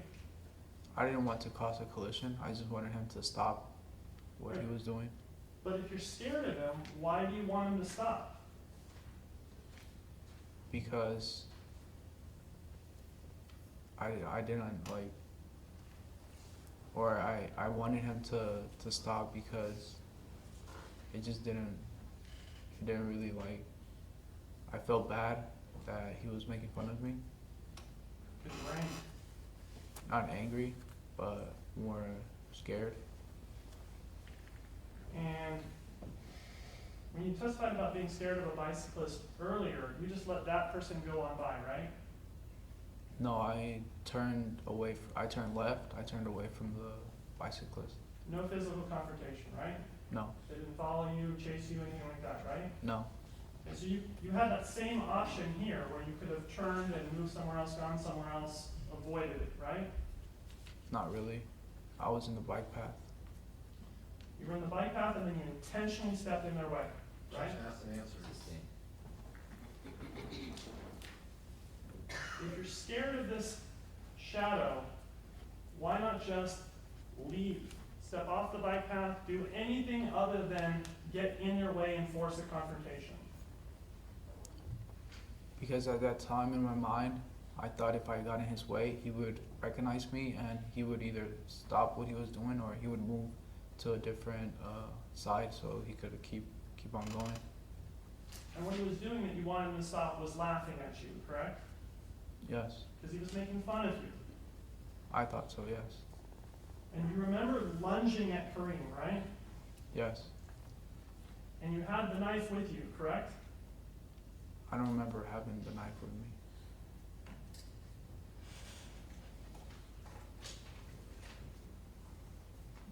And you stabbed Karim many times, correct? I don't remember that. And it's your testimony that you did this because you wanted to get away, correct? No, I didn't want to get away. Okay, then why were you doing it? I don't know. I mean, if you're scared of something, you should get away from it, right? Yes. But you didn't try and get away from it, correct? Objection, asked and answered. Sustained. You were in court when we heard the testimony from Dr. Massey, correct? Yes. And you testified about hearing Karim screaming in the park, hearing the voice yelling for help. You remember that? Yes. And how he looked over his fence and then decided to go out and check and then he walked over to the park, right? Yes. And so from the time that your assault on Karim started to the time Dr. Massey got there was a significant period of time, somewhere a minute or more, correct? I don't remember. Right? But were you in court during that evidence? Yes. Do you have any reason to not believe that it was a minute or more? No. And during that time where Dr. Massey hears the assault, looks over the fence, and is looking at what you're doing, you didn't try and get away, right? I don't remember. Because during that time, you just stayed with Karim and you were still stabbing him, right? I don't remember. And so it wasn't until Dr. Massey actually got to the scene and is talking to you and saying, trying to assess what's going on, that you finally decided to get away, right? I just remember seeing a flashlight coming towards me, and I thought it was a shadow shapeshifter, so that's why I started to look for the bike so I could ride away. Do shadow shapeshifters carry flashlights? I don't know. So if Dr. Massey was a shadow shapeshifter, why would he have a flashlight? Objection, speculation, argument. Sustained. Why didn't you flee before Dr. Massey arrived? I don't know. Is it because you wanted to make sure that Karim was dead? No. You saw the photos of Karim on the path, right? Yes. And you saw the photos of where the wounds in his chest were, correct? Yes. And they were focused on his heart, his neck, and his head, correct? Yes. And you stabbed him specifically in the heart because you wanted to kill him, correct? I don't remember that. Do shadows have hearts? I don't know. Because if it was a shadow, there would be no need to be stabbing in the heart versus other places, would there? I don't know. And it was because that you knew that he was a person that you specifically stabbed him in the heart, correct? I don't remember stabbing him. And when Dr. Massey came, you fled immediately as he approached, correct? Sustained. How far away was Dr. Massey when you started your flee? I remember the light being pretty close to me. And do you remember him talking to you? No. And then you picked up the bike and left, right? Yes. And it was Karim's bike, right? Yes. And so you rode on that bike, correct? Yes. Do shadows own bikes? I don't know. And so because there was the bike, because it was a person riding the bike, you knew that Karim was a person because you knew that he was riding a bike and shadows don't ride bikes, right? Argumentative.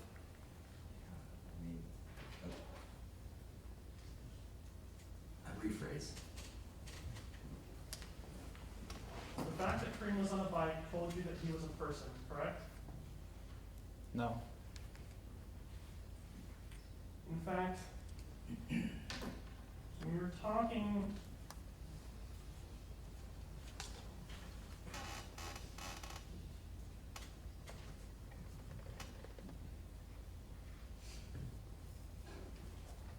when you were talking to Dr. Weiner, you specifically told him that you grabbed, quote, the other guy's bike, correct? I don't remember what I told him.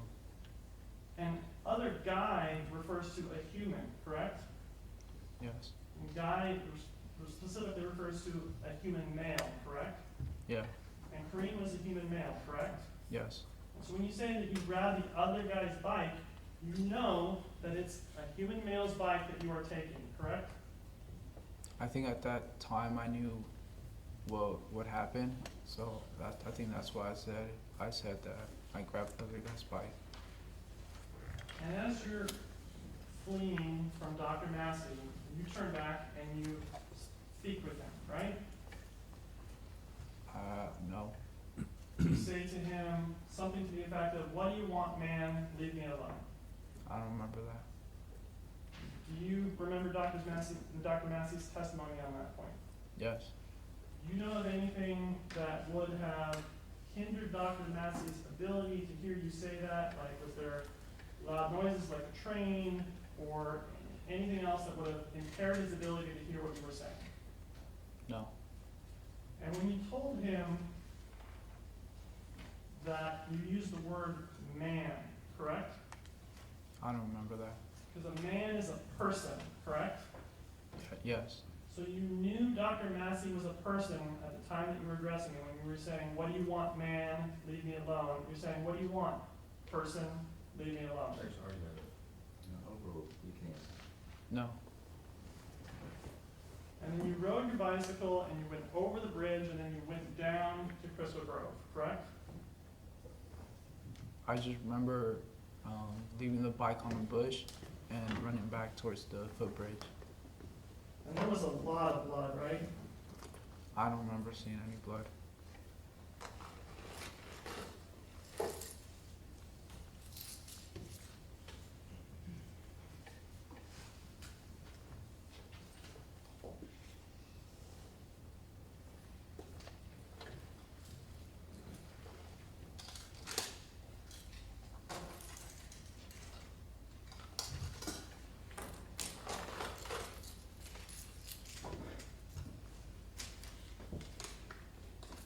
This is exhibit 18.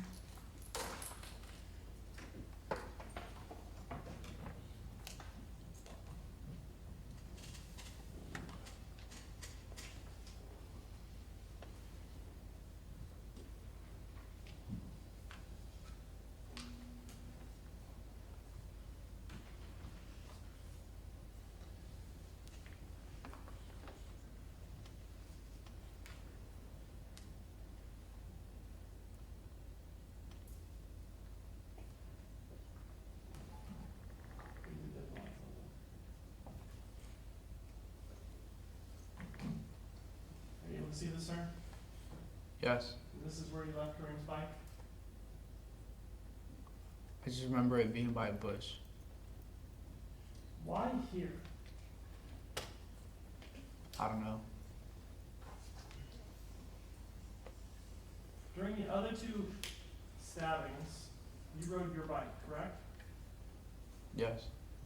When you stabbed David Breaux, you rode on your bike and then you approached on foot, correct?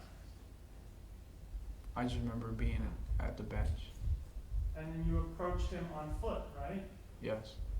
And when you stabbed Kimberly Guillory, you parked your bike and you approached on foot, correct? Yes. Did you do the same here?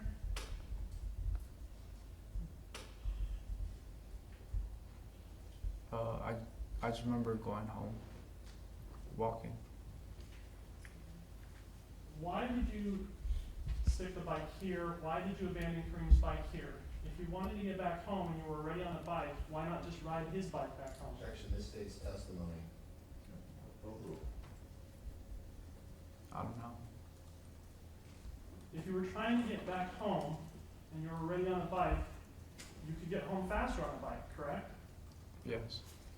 Did you have another bike staged here? No. Because these bushes would be an area where you could stage a bike, correct? Objection, foundation, speculation. Overruled. I don't think so.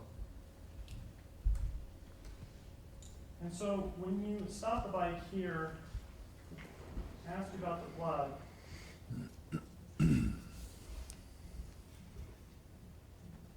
You saw photos of the blood on the water bottle, correct? Yes. And you're dripping with blood at this point, correct?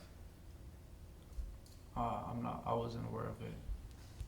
In fact, we have here on the body of the bicycle by this brake or gear cable here, it's got blood on it, correct? Yes. And when we look at other parts of the bicycle, like the handlebars, there's lots of blood there too, correct? Yes. And we can see blood here on the gear shifter cable, correct? Yes.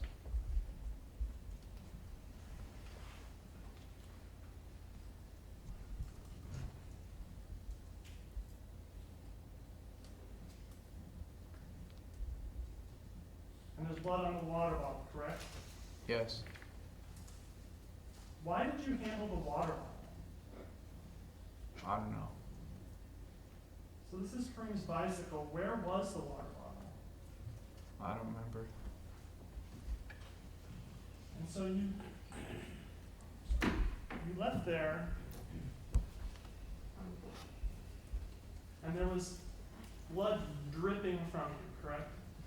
I wasn't aware that there was blood, or I didn't notice any blood. Right, but having viewed the evidence in court, are you aware now that you were dripping in blood? No. The blood on the bike came from either you or from Karim, right? Yes. And so the blood is, you're the one who's on the bike, right? Yes. And so the blood that's on the bike is either blood that you're bleeding or Karim's blood that you're transferring onto the bike, right? Yes. And so after you parked the bike there, you say you ran home from that point. Correct. You ran over the bridge through Sycamore Park to your house. Yes. And so when you did this run and you get home, you still have lots of blood on your hands, right? I don't remember blood. Right. And because of the blood, you knew that it was a person, right? I don't remember the blood. And shadows don't have blood, right? I wouldn't know. And so when you get to the house and you're covered in blood, what do you do in the house? I don't remember having blood. What did you do in the house? I don't remember.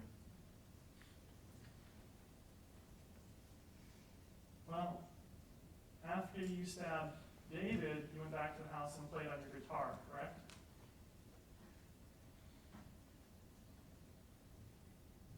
Yeah. Did you play on your guitar after you stabbed Karim? I don't think so. And when you were at your house, you have to go through doors, Yes. and did you go on your computer? When specific? No, overall, he's talking about after Sycamore Park. I don't remember. And so, you don't remember any blood on your hands, right? Right. Then why is there limited blood in your room? Objection, misstates evidence. There's blood on the bed, right? I don't remember seeing blood on the bed. You remember seeing the photos of the blood on the bed? No. And there's blood on some gym shorts and a shirt and a hamper in the closet, right? Yes. And the clothes in the hamper are positioned in a way that you can't see the blood, correct? Objection, misstates evidence. Sustained. Well, do you remember the testimony where that was asked? Is it in a way that you can't see the blood, that the only red thing visible was a piece of clothing and not blood? No. But you're touching things in your room, like your guitar, your computer, the sink, things of that nature, correct? Yes. Where's the blood that should be on those things? Objection, speculation. Overruled. I don't know. Because either you wash off the blood on your hands before you touch these things, or you wash off the blood on those things after you touch them, right? Objection, argumentative. Sustained. Did you wash your hands before you went in the house? No. Did you wipe down those items after you got in the house? No. Do you remember the evidence about the DNA testing that was done on items from your house? Yes. Things like the sink handle. Not the sink handle. The sink? I think so. The drain? No. Your computer? No. And do you remember that none of those things had blood? Objection, misstates evidence. Sustained. There was no DNA on any of those, correct? Objection, misstates evidence. Sustained. Which of those items had blood or DNA on them? Objection, foundation. Sustained.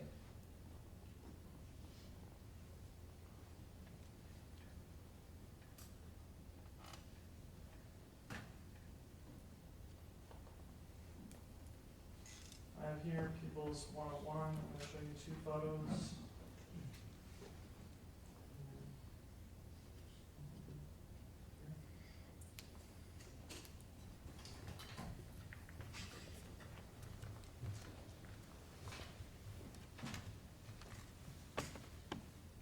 This photo. And this photo. You see them? Yeah. And are those photos from your room? Yes. Can I publish? Okay.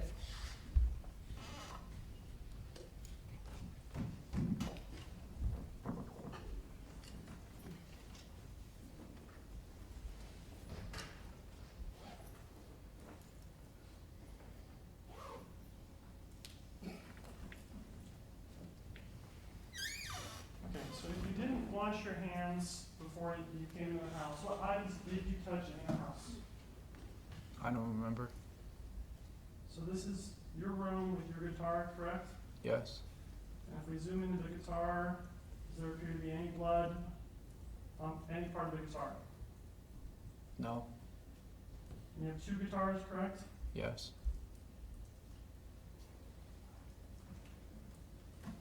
And anything on your other guitar?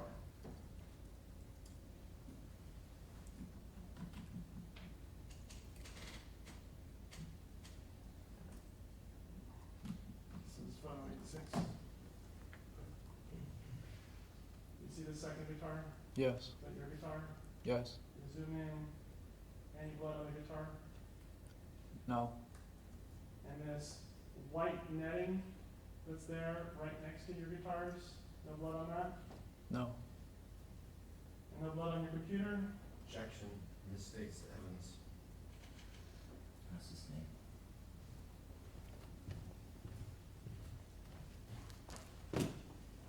Let's stop there. All right, Mr. Reals, Dominguez, thank you for your testimony. You can return to council's table. Okay, thank you. Thank you. Ladies and gentlemen of the jury, thank you. And we're going to be back at 1:30 for more evidence. And remember the three-part admonition: do not discuss the case, the substance, do not form any opinions until you're deliberating, and do not research. And I'll see you this afternoon. Thank you.